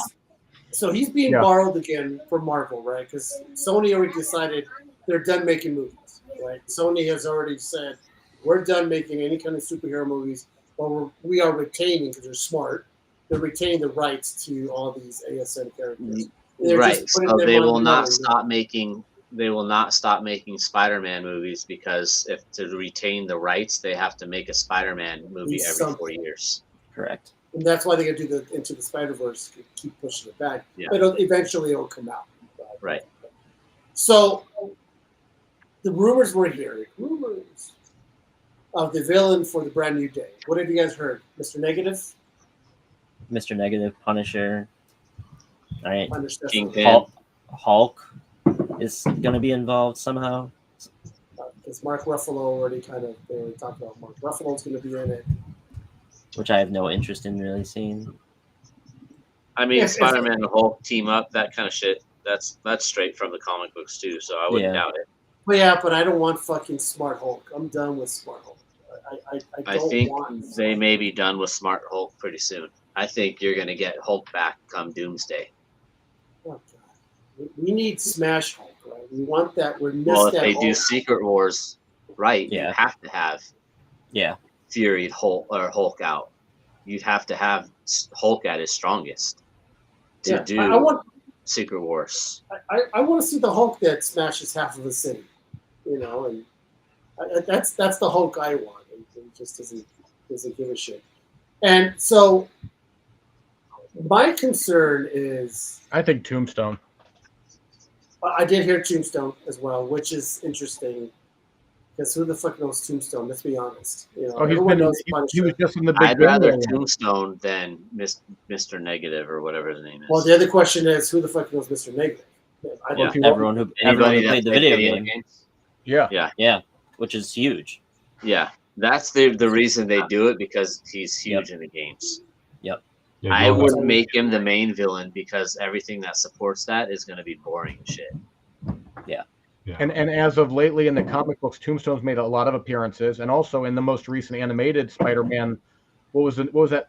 That cartoon that came out. Friendly Neighborhood Spider-Man. Yeah, Friendly Neighborhood. That was the birth of Lonnie as Tombstone. So yeah, I could see I that. just don't know if I have any kind of interest in seeing like a gang war version of Spider-Man happen. The only reason I think it'll be cool is because we always have these overpowered super villains that we have to watch him overcome to beat them in the end. I think it would really be really dope to have Tombstone, Kingpin, and in fact, all these gang wars that Spider-Man's overwhelmed. It's not one villain; it's 40 some odd guys in every side, to where he has to have, Punisher help out. He has to have Daredevil pop in. Well, Hulk could make an appearance, right? Yeah, I agree. It could be. You could have Scorpion coming in. You could have Tombstone coming in. You could have orgs like funny AIM. you say that. Yeah, because they just popped the thing with Scorpion's new look on Marvel. Mm-hmm. Yeah, so clearly you'll see him. That actor, you got to remember, Toombs isn't dead, so we'll probably see Michael Keaton at least one more time. All right. Well, what's the release date for that, by the way? Is it the next? That's the next thing, right? I don't know. I don't. Or is it Supergirl? I think it's next year, right? Yeah. Like July 31st, 2026. Really? Greg, is it July? July 31st, 2026. Isn't that the same month as Supergirl? I know it'll be the same month as no, June. June, okay. Supergirl's June. So the only problem with I see that, because I mean, again, you're probably going to have the Marvel fatigue fit in to where people are going to not care about Spider-Man that much. As a Spider-Man fan, I'm going to go see it regardless. The only problem I see, if it's released in June, and Greg, you can double check for me, is I think the movie that's going to dominate in July of 2020. Oh, maybe is it 2026 that Spider-Man comes out, or 2027? 2026. Okay, so I think you'll have to double check. I think it's next year, maybe even 27. Is the Odyssey? Oh, that's 27. Yeah, I'm looking forward to the Odyssey, 100%. But is Odyssey 26 or 27? 26 in July, right? July, yep. That's going to dominate, I think, everything. You think Matt Damon as Odysseus is going to be convincing? Really? I don't think it's going to be straight about the way they have it playing out. I think it's going to be about people finding him for a lot of it. I don't think he's going to be the main focus the entire time. So it's going to be yes. Have you seen the pictures of Matt Damon as Odysseus yet? So sounds like it's going to Gonna be be another incredible. Private Ryan then, right? Looking for him the whole movie. Yeah, Saving Private Ryan. Yeah. I think it's going to be insane. And I've seen him as Odysseus, and the dude just looks gnarly. I love the story. I'm excited about the story. I'm not excited about Matt Damon. I know that's terrible. I'm just not. That's fine. You like Fantastic Four, but you didn't like Pedro, so it's okay. Yeah, I mean that's fair. Yeah, It'll be a great. I think it's going to be one of those like the 300. All those kind of movies. It's just going to come in and kick everyone's ass. And unfortunately, Tom Holland's in both of them. Listen, guys. There's another picture because Ben Affleck's been making fun of him this whole time. Of course he does. Shocking. Who plays Penelope in that movie? I forgot. That I don't know. I know so many people are in it. It's stupid. The cast is huge. I'm in. I'm a sucker for anything Odysseus. I will definitely see that for sure. I'm huge Greek mythology, so I'm all for it. I'm all for all of the stuff that. Did you guys see the one with Ralph Fiennes? I mean, I thought that was a good movie. Ralph Fiennes has been in a lot. How about you elaborate? The one where he. No, we're talking about. We're talking about the Odyssey, you moron. Punch him in the dick. No, we're talking about the Odyssey, and he came out. Ralph Fiennes is in a movie about the Odyssey. Oh, he's the one. He's the. It's called the Return. The Return. I never saw it. Oh, yeah, I did not see that. It's fantastic. It's all about. Is it about the Odyssey? It's about him coming back to the island. Okay. See, if I had known that, I probably would have seen it. Now I'll go watch it. And no one knows who. Of course, I don't recognize it because he's skinny, big beard. Yeah. He's been gone for how many years? I think it was 20 years or something like that. To find his way home or whatever it was. And it's the whole thing where the suitors are waiting for the hand in marriage for her to pick one. So it's a whole thing, right? And it's so good. Check it out, Ryan. Listen to the cast of the Odyssey. Listen to the cast: Matt Damon, Tom Holland, Charlize Theron, John Bernthal, Lupita Nyong'o, Anne Hathaway, Zendaya, Robert Pattinson, John Leguizamo, Elliot Page. Dude, this thing's gonna have to make $1 billion at the box office to make profit. What if they stop caring about profit? You know what it reminds me? It reminds me of the 1970s when they would make the movie like Earthquake and the Poseidon Adventure, and they had every single actor in the world like Towering Inferno. Towering Inferno. That turns me off from the movie immediately. To be honest, like too much. With too much, give new talent a chance. You know what I mean? Like Greg, I'm with you, dude. 100%. Oh, I'm with. I mean, I love seeing new people come out and do great things. I see this as basically, another Troy. You're gonna have some new people pop up because of this movie for sure. Mm-hmm. And it may be like they want those names because this is gonna be, I don't know, like it's an epilogue. I don't everybody in high school to old man Caesar's age knows what the Odyssey is. I tell you what, I don't know if I trust a movie like the Odyssey with a bunch of newcomers I've never seen. I got to be honest. You got somebody like Christopher Nolan directing it. It's going to be good. That's the other thing. Christopher Nolan's directing it. It's going to be good. It's going to be good. That goes back to earlier. You're talking about the best superhero movie. I got Dark Knight. That's my choice. I had to think about that, but there you go. Yep. With the Dark Knight with Bane with Heath Ledger with Heath Ledger. I'm sorry, Heath Ledger. Yeah. The Bane one. Same time, that didn't have to have Batman in it. That didn't have to be Joker. Cross those people out with anybody, and it could have been a great movie. Yeah, 100%. The Batman where I was in it was not good. Joker doesn't do anything Joker that some psychopath couldn't do. Batman is a rich dude building stuff. You didn't have to have Batman. You didn't, and that's my favorite of the Batman movies. So I'm not dogging on it at all. Yeah. But I'm not going to say it's like one of the best comic book movies. I think it's a great movie. So let's move on, because as always, like we said, we're actually doing pretty good here. Let's talk about PSA finally unveiling. It's on. It's going on. It's all its thing. Blah blah blah blah. Here we go, people. This is like a Pavlov experiment. Honest to God, like the PSA. The fact that PSA is even entering this space, I was so hopeful because of their reputation with cards. And they have literally shit the bed on this launch. I'm sorry. I mean, I feel like their turnaround times aren't any better. Their pricing isn't that great. Their labels are nothing to call home about. So what are we doing? We get the great fortune of paying for the PSA name. I mean, like it's like a slap in the face, truly.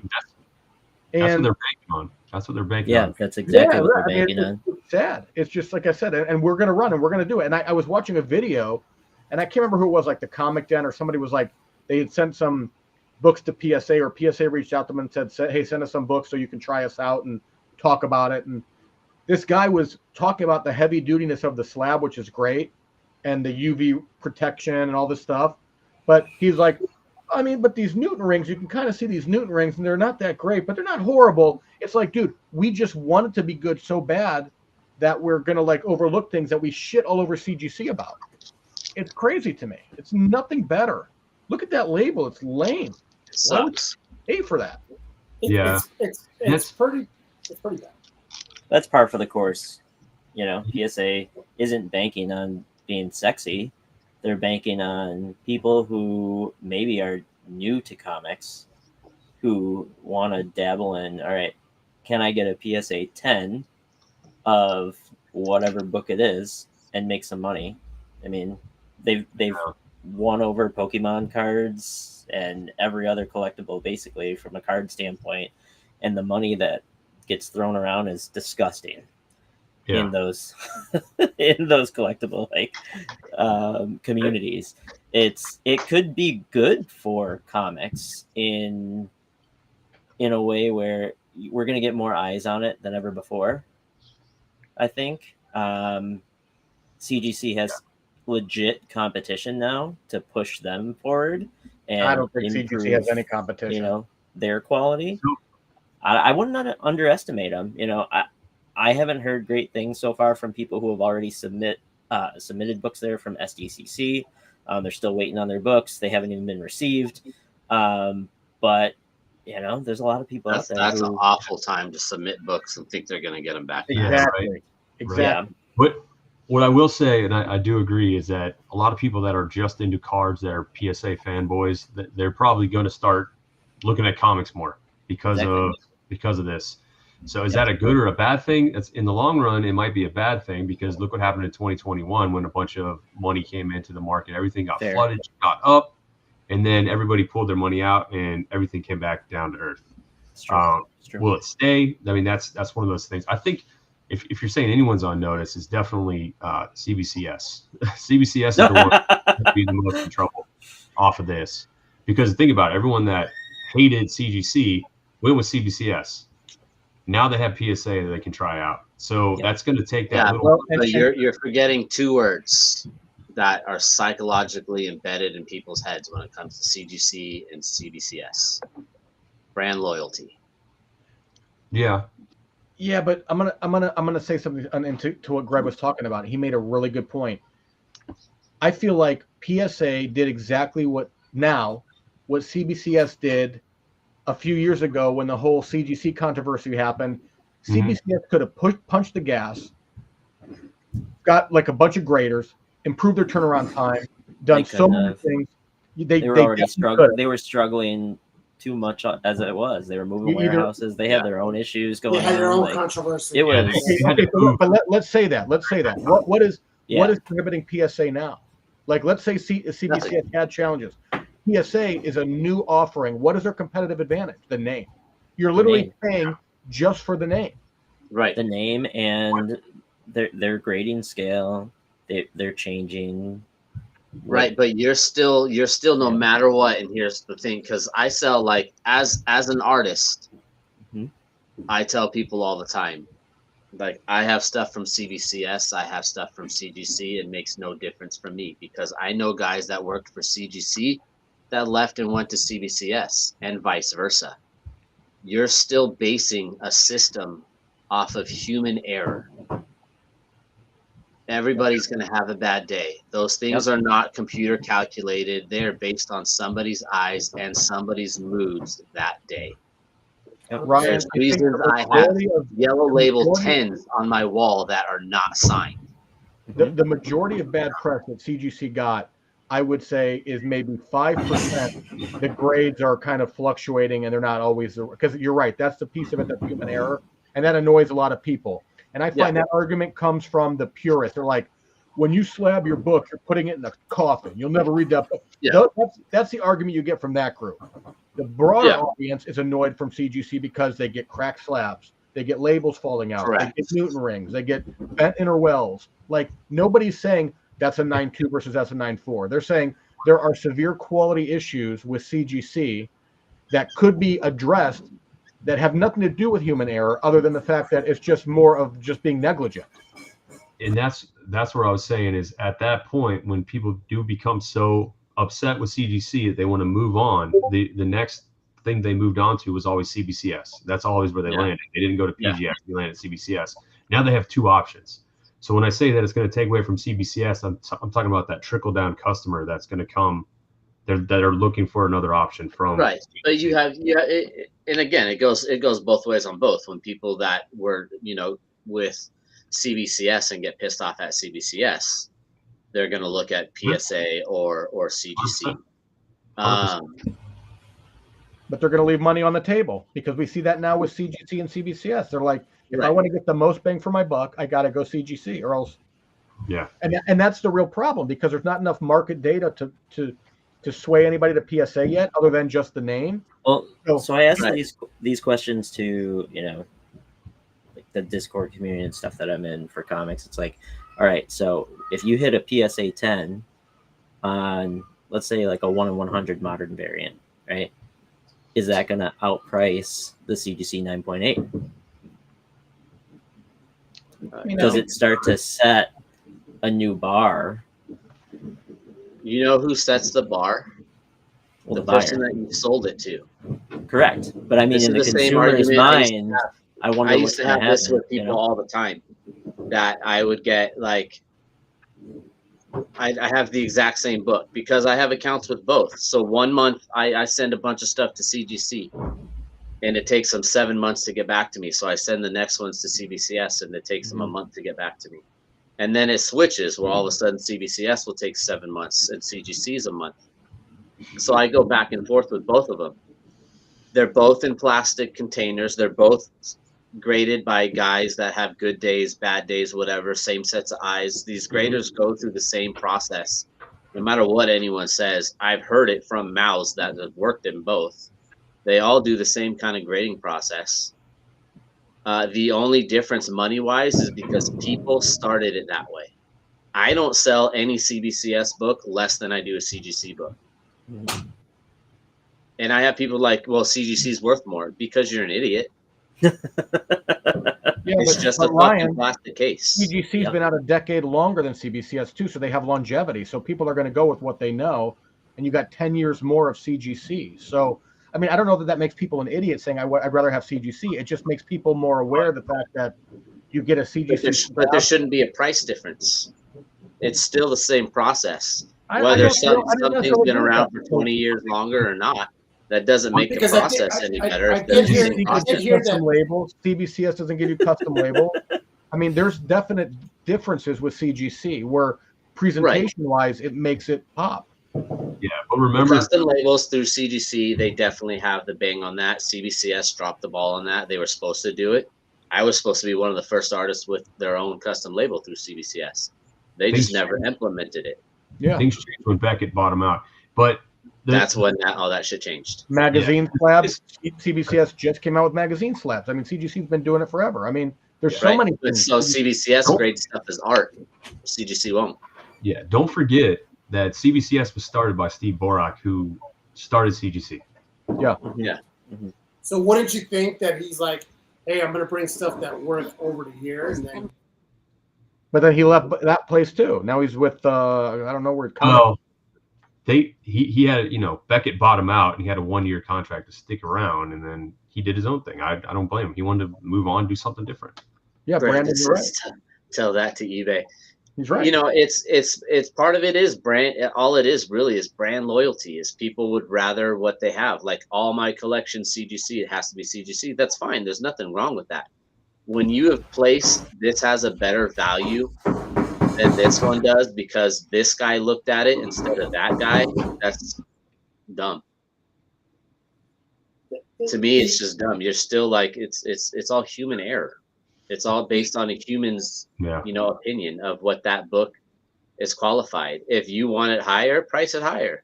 It is the people on eBay that make the things worth more or worth less. PSA is going to market to those newbies who are just getting into slabs. So now they can have, instead of a whole wall of this, they're gonna get a whole wall of red and white and do that. Because I sure the fuck are gonna have a red and white slab on this one.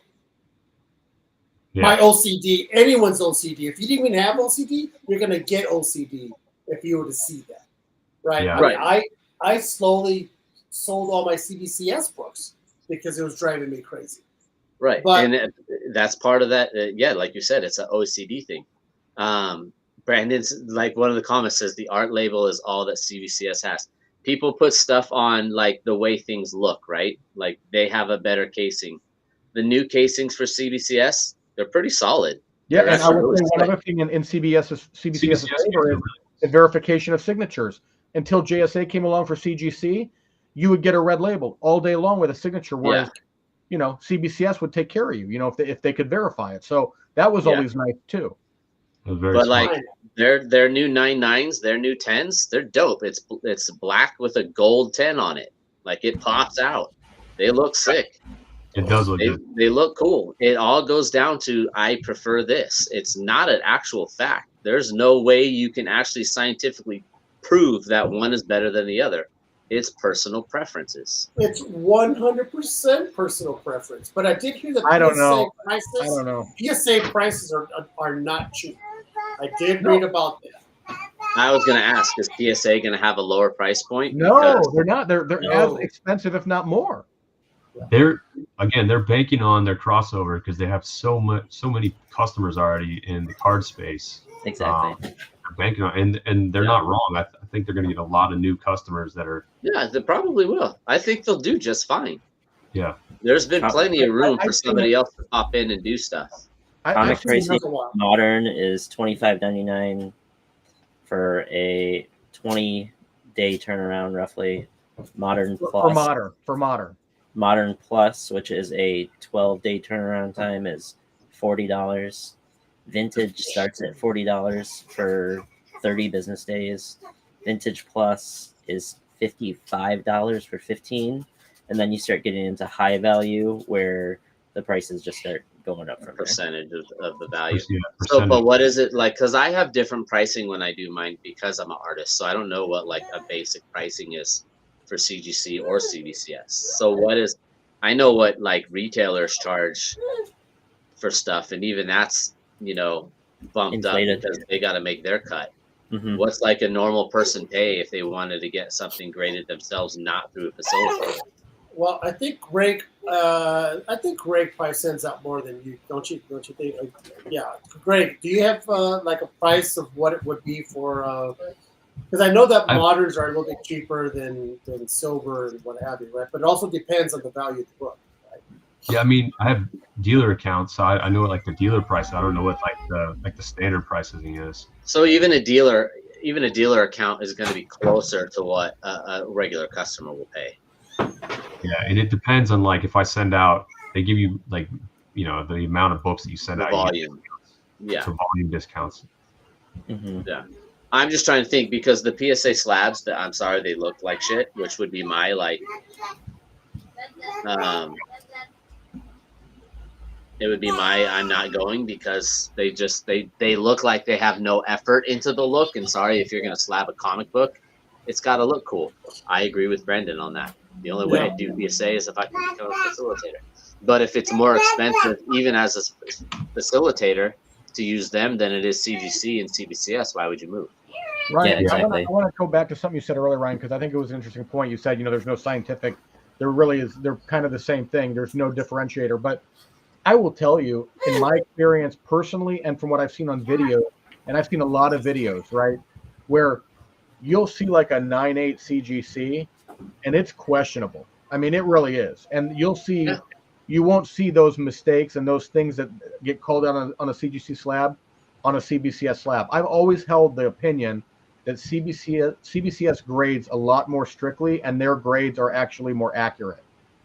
That was I can say, like, so from COVID till now, as an artist, Shannon and I have probably submitted 2,000-3,000 books in the last years as an artist, and they all come to us. We've seen them all. I've had just as many problems with both companies, and they all vary. Mm-hmm. It all varies.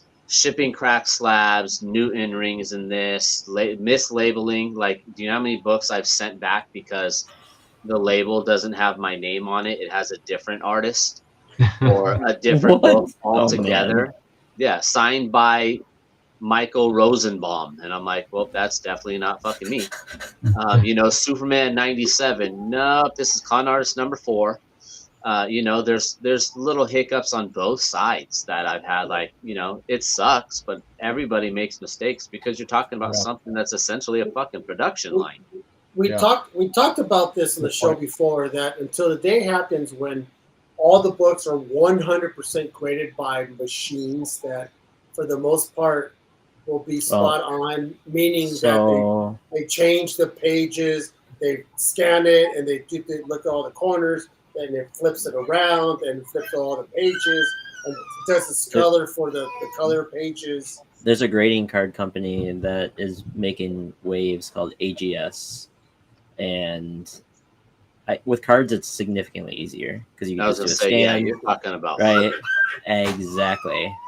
It's easy to do it with cards, but with comics, I don't know. I mean, the process, you can do it. It would just be a lot of scans, and you would have to still have the person flip through. Does it actually save you anything besides? Do we though? Because they'll find a technology where it will tailor the page for you, and even give you the page is white, cream, off-white, brittle.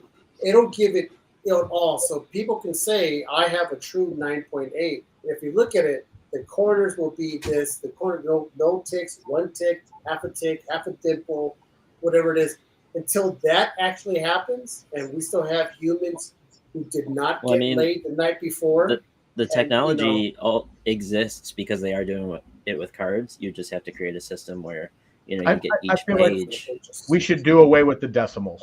9, 10, just put it in that. I mean, otherwise it's weird. 9.2, 9.4, 9.6. It's just weird to me. It's not a precise. So you just want 1, 2, 3 all the way through 10. Yeah, I don't know these decimals. To me, it's just you're creating these differentiators when there's not much differentiating them. Different. And the funny thing is the price jump between a 9. Right, but that's why they do it. Yeah. That's plain and simple. It's a business. They're like, how can we get more money out of people, and how can this create more money? It also plays against. There have been things they're doing that to about get more PSA money. And pop control. So it's. But they're doing that to get more money, but they're also killing their credibility because they're like, why is that a 9.6 and not a 9.0? Or it doesn't make sense sometimes. So. Yeah. Oh, I've had books where I'm looking at it, and it'll say 9.0 crunch on bottom corner, and I'm like, there's absolutely nothing wrong with this book. Just crack it open, regrade it, and it comes back a 9.8. Mm-hmm. And then I've had books that's definitely messed up come back a 9.9. And I'm like, well, I know there's a spine tick in that because that's where I signed. Yeah. But it's still, you may not have the color break, but you can still see the fold. Yeah. So, and I've done it on both sides, both companies. It is what it is. My only problem with any side is that whole money value thing. Like, people get so mad about the price difference, and I'm like, that was created by everybody else. Yeah, That was created by people. that's the market. That's the market. Right. Yeah. It shouldn't be. I Market know and it the is, community. and I'm not arguing the fact that it is. I think it's stupid that it is because there shouldn't be any difference because of the fact that it's somebody looking at something. I definitely know there is one because I've had people like, oh, that sketch. Here's how silly people are. I'll tell you this much as far as grading things. Caesar comes up to me, he wants a commission from me on a blank book. Okay, he's gonna give it to me, he's gonna take this, I'm gonna say, okay, it's gonna cost you $300 for me to do this Psylocke piece for you, right? Cool, not a problem.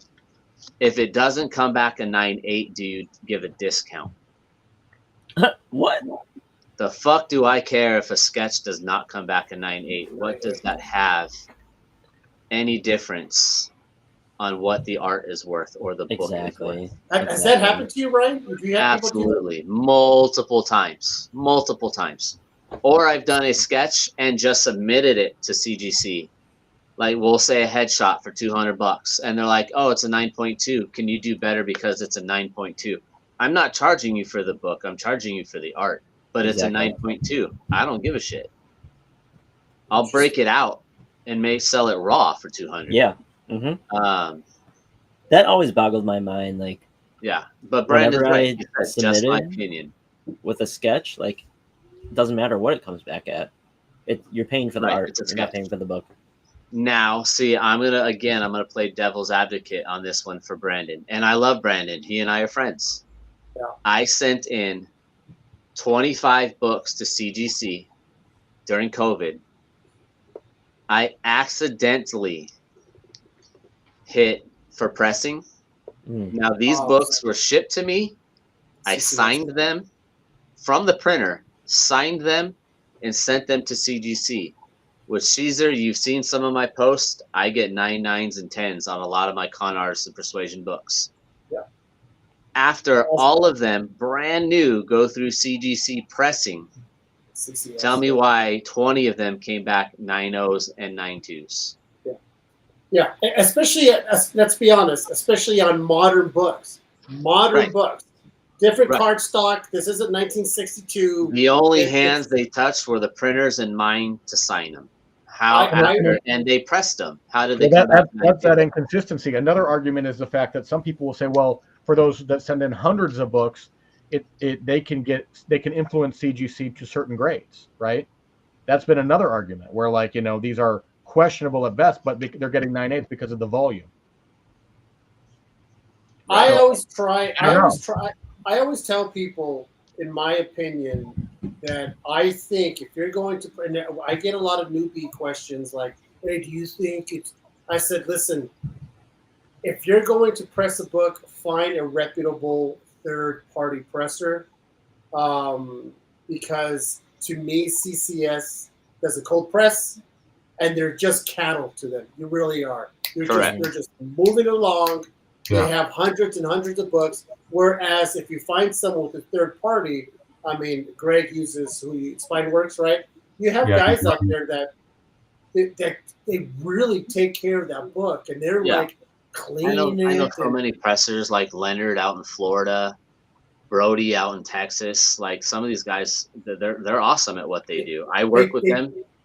They treat your books like it's theirs. These guys press art. Mm-hmm. Yeah. It's their reputation on the line, right? It's they want repeat business, so they're counting on you to tell everybody else, I have a presser. Let me tell you about him because he is fantastic. She is fantastic. Whereas CCS is CCS. Another thing I got to say is if you have a presser and you contact them and they tell you that they're 6 weeks out, that means they're good. Stick with them. Exactly. If you care, take the time and stick with them. If a guy has no line, that's not a good sign. Yeah. I send stuff to pressers a lot because I have my clients and they buy sketch covers from me that cost me my mortgage, and they love the arts, but they are very OCD and they want those 9/8 sketches. And I'm like, yo, if the book is questionable to me, I'm gonna send it to my presser. He's gonna press it. He presses all my sketch covers, and they come back great. And that's because they have that personal preference that they want high grades on their wall, and that's fine. Like if they're willing to pay for it to be pressed because they need it, by all means, that's your personal choice. Yeah. There were some times where I didn't have a choice when I started getting into it back in 2018, and I had Neil Adams sign a book for me out of his own collection. I didn't have a choice. He's like, you want it witnessed, and do you want it pressed? So I'm like, because they're just gonna send it straight to CGC. And I was like, okay. And it came back at 8.5. Yeah. Now, mind you, this is one of his collection, so it's probably handled. But the fact that it still came back at 8.5, but then it makes me wonder, damn. I wonder if I would have took it somewhere else. But now, this is back in the day when CGC, you had to be witness or to get a yellow label, right? Right. Now I could probably maybe take that off, break it, send it back in, have it hot, have it pressed clean and all that stuff, send it over, have it JSA, and then hope for an 8.5 bump. But at this point, I don't want to risk it. No. But there's a lot of people out there who are like, hey, what do you think? Should I crack this to see? And you're like, dude, I'm telling you, I've got bit in the ass before. Sometimes you're better off just leaving it the way it is. Well, I mean, there's some really great pressers out there who can assess the book and see, all right, well, they'll take tell a look you, at right. the book, the notes, all this. I appreciate the pressers who tell me, I don't want to touch that. It's not worth it. Leave it. You're lucky you even got that grade because that book is beat, right? And if I touch it, I'm afraid to do something to it. Yeah. Now I will say, like, PSA. Again, they're probably going to do fine. They're going to have clientele that come over to them. They're going to have their own clientele that they've already been working with. Now start doing comics. Keeping on the trend of PSA. I will say where both companies may have trouble with them is if they have better customer service. Fair. Because I do see, I haven't had a problem, but I do see that remark a lot when it comes to those, because whether people actually realize it or not, I'm part of all these damn groups. The sketch art complaints, the commission groups where people bitch and moan about everything and under the sun. Legitimately bitching for good reasons, not just always just yelling. The CGC ones, the CBCS ones, the comic book groups, all that stuff. I go in there and I read to see, like, what are people interested in, what's been going on, what are the problems, what's trending, all that stuff to stay on top. And one of the biggest things I always see with CBCS and CGC is, like, customer service sucks ass. So if PSA has better customer service, they may get those pulls. Like, okay, well, fuck them. I'm going to go over to them because I get answers from them. Right or wrong, I'm getting at least a response from them. Well, I'll state again. I think PSA is for the newcomers. Let's be honest. Unless you're new to slabbing in general, like say you had shit boxes of raws that now you started to get into, PSA might be the one for you, right? But for people like me who have nothing but CGC now at this point, it's almost too late. The PSA when it came out first. I'll send a couple in, Caesar, and we could take a look at them. Yeah, because you have brand loyalty OCD. Your collection's going to have to be complete. And I don't even have OCD, and it's going to cause OCD. and that's what I'm saying. Let's be honest, gentlemen. Brandon, you're absolutely right. I was creeping on your Star Wars blinks. I still want the damn Star Wars blinks, and that's a whole conversation for another night. I can't imagine going through this wall that boop, there's a red and white label. It would try. You want to see the book that it drives people nuts? And I absolutely I'm going to send this in the PSA. I have a book, and it'll drive everyone insane that I've kept it this way for all this time. Because if it was a yellow label, it probably would double in value. I have a Campbell. Hold on. Oh, in the green? Label. Yeah, but because it's remarked. Oh my God, I love it. That's Grail. for Wow, me. what a Wow. And people are like, you need to get that yellow labeled. I'm like, No, I you don't give a don't. shit. It I'm doesn't not matter. I'm Leave not it. gonna sell it. It's mine. That's beautiful. But Like, why that's how I got it. wouldn't you send that in now and at least get the JSA label on it or something? Because I don't care. Yeah, I It's would not leave worth it. his time. It's about having the Yeah, art. yeah. I don't care that screen label. Like I've That's awesome. talked to Scott about bringing it in and cracking it and getting it yellow labeled, and he's like, yeah, that's fine. I don't care. Like, we'll do it. I've gone through all of his channels to make sure he was okay with that. His management was okay with that. They were more than happy to do that for me. And I'm just like, you know what? I really just don't want to crack it because I don't want to take it back and something happened to it and it's no longer a 9.8. And you know what? To be quite honest, Ryan, because Spider-Gwen is so colorful, I think the green actually Yeah, it works. I don't know, man. I think that goes with the color scheme. that looked cool in one of those CGC with the JSA label. That looked pretty sweet. I do like the JSA I just black like, label. I don't want to crack it open looks and nice. it even has tons of Newton rings, and I don't care. That remark is insane. You know what? I have a few slabs that are cracked in the corner and maybe in the back. I give two shits because it's not in the front. It's in the corner. You don't see it, and it's in the back. I don't care. I truly don't care. I now, if it was a massive crack this big in the back, I might. Or if it's in the front or it's a big chip. But if it's somewhere you can't see it and you would have to pick it up and take a look at it to notice it, I don't care. You know what I mean? So it's one of those things. Well, I got to tell you, gentlemen, it's already 9 o'clock. And just like that, I told everybody, time flies when you're having fun with good friends and good conversation. Where the fuck did we get ice cream? Where's the fun? Well, good movie. Listen, I got to. Dan caught it. Well, because Dan's an idiot. No, I got to say, I love the fact that I had Greg back on. You know, and Greg and Ryan having them on. I have not had them on in a while. These two fools I've had on more than enough times tonight. Well, every time I come on again, you remember why you don't invite me a lot. Well, it's fine, but I love chatting with you, Ryan. What's that? I do like. I love chatting with you, dude. Oh, by the way, Brian, at the end of the show, don't leave because there's something that is a remark that Dan is going to show you. Okay. But I'll wait till after the show. Yeah.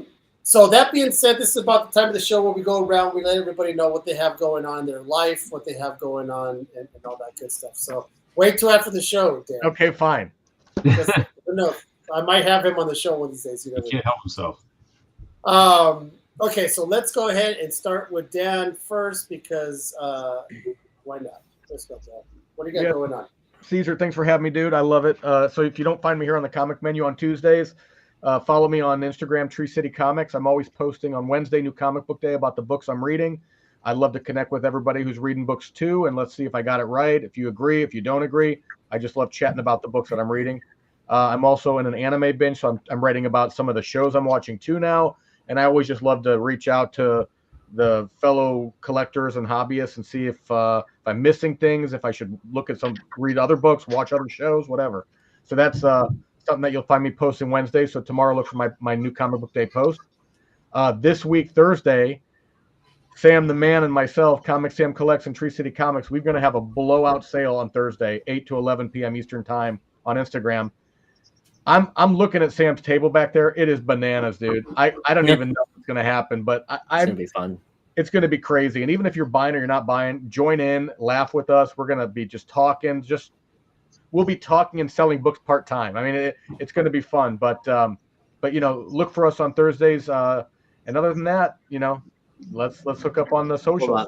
Hold on. Graded books or just or raw books too? Both. Graded books, raw books. You got any of them blanks? I'm gonna go through withdrawals. See my itch. I mean, I have 2 short boxes of blanks here, Ryan. You got what? I have 2 short boxes full of blanks here. Oh, get on my level. I'm not gonna get on that level. I have some old ones though that you might. Okay. Yeah. If you ever want to get rid of them, let me know what you got. Of Ryan, Like, the hold difference my is you beer. got blanks, and I want you to draw in the blanks, Ryan. I love Sam. I don't want Sam to draw in the blanks. Like, True story. True story. All right, let's move over to Sam. What do you got going on, Sam? Yep. Well, we got the sale going on Thursday. Please come just hang out. Caesar, are you hosting? Dan, is Caesar hosting? no, you because guys we don't didn't want to give up some of the real estate of the screen. Oh, you know? got it. We didn't want to do 3 split screens. Yeah. I don't know Understood. why, because I'm Understood. funny as fuck, but you guys just gonna be boring as hell. You can have 2 viewers. Tag Just me. saying. I'll come on. That makes 3. There we go. Well, we can split 4 3 ways, viewers. you know? Well, No, he's saying 3 viewers. That's it. Oh, review. Find me on Instagram, Comic Sam Collects. You can find me on Whatnot under Comic Sam. We've got Shredder #1 by Jay Gonzo coming out on August 27th. He did a Dia de los Muertos cover for us. Looks absolutely awesome. So come check that out. I'll be dropping that on Whatnot, and it's already available on eBay. I will be at Fan Expo Toronto, set up as a facilitator for that show. I know the dates are quickly approaching, but if anyone has any interest in getting some books signed and witnessed, the creator list is absolutely insane. So let me know. I could try and hook you guys up. And then I'll be going live, I believe, on Whatnot, depending on when I pick up at that show, directly from Toronto. And then we got some exciting stuff in the works, I believe, on the menu coming up in September with a special guest that I know Caesar's going to talk about in the future. And then we have a lot of big plans for New York Comic Con coming up, so stay tuned. Yeah, as a matter of fact, Sam, we got to talk about that again. So I could. Yeah, no worries. It's going on, good stuff. All right, thank you, Greggy, my man. What do you got going on? Yeah, so give me a follow right here at LA Collectibles. I'm on Instagram, Whatnot, YouTube, TikTok. I can't believe I'm on TikTok, but I'm on TikTok. Those places. I got a. It's crazy, but I made it there. So I'm gonna be on Whatnot tomorrow. I got a all horror sale tomorrow morning, the 13th. Nightmare on Elm Street. And Ryan, if you need any Spawn blanks, let me know. I have about 500 King Spawn 50s coming. For anyone that knows, King Spawn 50 is going to be a big one. They're doing like a 1 in 1,000. So I had to order 1,000 Spawn books. So I ordered 500 blanks. I figured that I'll be able to use them for something. Yeah, It's going to be crazy. Yeah, and then on Friday, I have if you're into Spawn, I have a full Spawn run, 1 to current. We're going to be running them all $2 starts. I'll be live for about 11 hours, maybe 12 hours straight. I don't take any breaks. So come join me. Yeah. So Brandon, if you're for 11 hours, yeah. What's that? You're not gonna have to pee for 11 hours. Where's diapers? No, I just hold it, bro. dude, he's got. You ever see Big Bang Theory? He has his adult diapers, dude. Trust me. I do. He's got the bag, the stadium bag. He has his logo on his ass on the back of the diaper. Just that face of his. Hey, Brandon, if you're still on here, go check out your homeboy Greg. Yeah, no, I'm sure Brandon's getting them too. He's another big Spawn guy like me. Yes, he is. That's All a right, lot Brian. of blanks. Hopefully, those blanks they actually use good paper for, because unfortunately, Spawn's notorious for shitty blanks. Really? Yeah, they don't color well, or there's a handful that are very good, but there's a majority of Spawn blanks have like these weird issues with them that like every time somebody gives me one, I'm like, oh shit, please don't be one of these 10, be one of these 4, and you never know. It's hit or miss. All right, Ryan, where can we find you, pal? So the notorious, just Google me, you'll find out. No, I'll be actually GalaxyCon. I'm doing a lot of their shows this year, so I'll be at GalaxyCon San Jose this weekend, first time. So looking forward to that. GalaxyCon Columbus, Des Moines, big one, New York City Comic-Con. I'll be there, of course. I've got a whole bunch of different shows going on. Right now we have Kickstarter running for Con Artist Issue 6, where I get to make fun of all my friends in comic fandom. without getting yelled at. Sometimes you never know who's going to see themselves in the book and go, Ryan, what the fuck? See, Ryan, if you would have added me, I probably would have read a National Comic. Who says I haven't incoming issues? I'm already up to 9. Like, they just started issue 9, and we just launched for issue 6. So I put a lot of people in there. There's a lot of people in there, including some Whatnot people. You can find me on Whatnot just about every couple days. I draw on there a lot. I can't run the fancy YouTube videos and all that stuff, so I get on Whatnot and I draw. You'll see me draw during the day, sometimes at night. Other than that, yeah, man, I have a great lineup of exclusives coming out pretty quick. One I can't talk about, but it will be coming out with One Stop Comics out in Florida. It's a cool new #1 by Jorge Jimenez, if you catch my drift. Battle Beast #4 coming out in a couple weeks here with PCB Hobby. And I could go on, but those are the ones that are coming out sooner. All right. Sweet daddy. Wow, look at that. This is a group of people that know what they're doing. They have a lot of things coming up. A lot of stuff coming down the pike. And it's exciting. You know, I just kind of wish I was part of that, sort of that geekdom, because I don't read and I don't draw and I don't sell. So as a matter of fact, What do you do? what the fuck do I do? You collect toys and put them in front of slabs.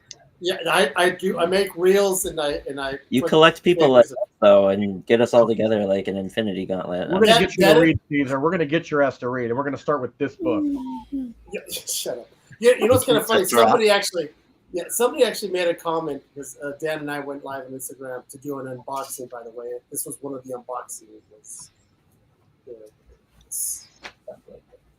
And Dan's hooking me up. He's actually sending me a Sentinel figure. So nice. Yeah. Just so you can read. Yeah, bookmark. Cool. Yeah, so I can read the box. Yeah. You get your audio. Okay. No. What's wrong with you? You guys are fucking funny, man. Because so someone said we should run a charity and get it up to $1,000 and force Caesar to read a book. You know, and I'm like, that would be. I'll sell this Psylocke commission and put the money towards you reading a book. But like they want me like to read it like live, like to it'll be like your version of Like Book It. You know, you don't get a free pizza. We're gonna get you whatever slab we can raise the money. And we're not gonna give you some easy book either. We're gonna pick like a Hickman book or something where he uses like every word in the English dictionary. Yeah, and you have to read like his guide map of the world. Yeah. Yeah, when we say book, we mean an omnibus. Oh, There we go. Like Now Invincible. well, that's the case. That's the case, right? The charity will be me because that fucking $1,000 is coming to me. I tell you that right now. Fuck that. All right. That being said, next week we have. Next week is what's the date next week? 19th. The 19th. We have the girls on. We have our movie review with Mandy and Shannon Kincaid, Mandy Michaels. They'll be joining us, and we're going to be reviewing some movies that we've never seen. So that's just the way it works. Be nice to my wife, mother trucker.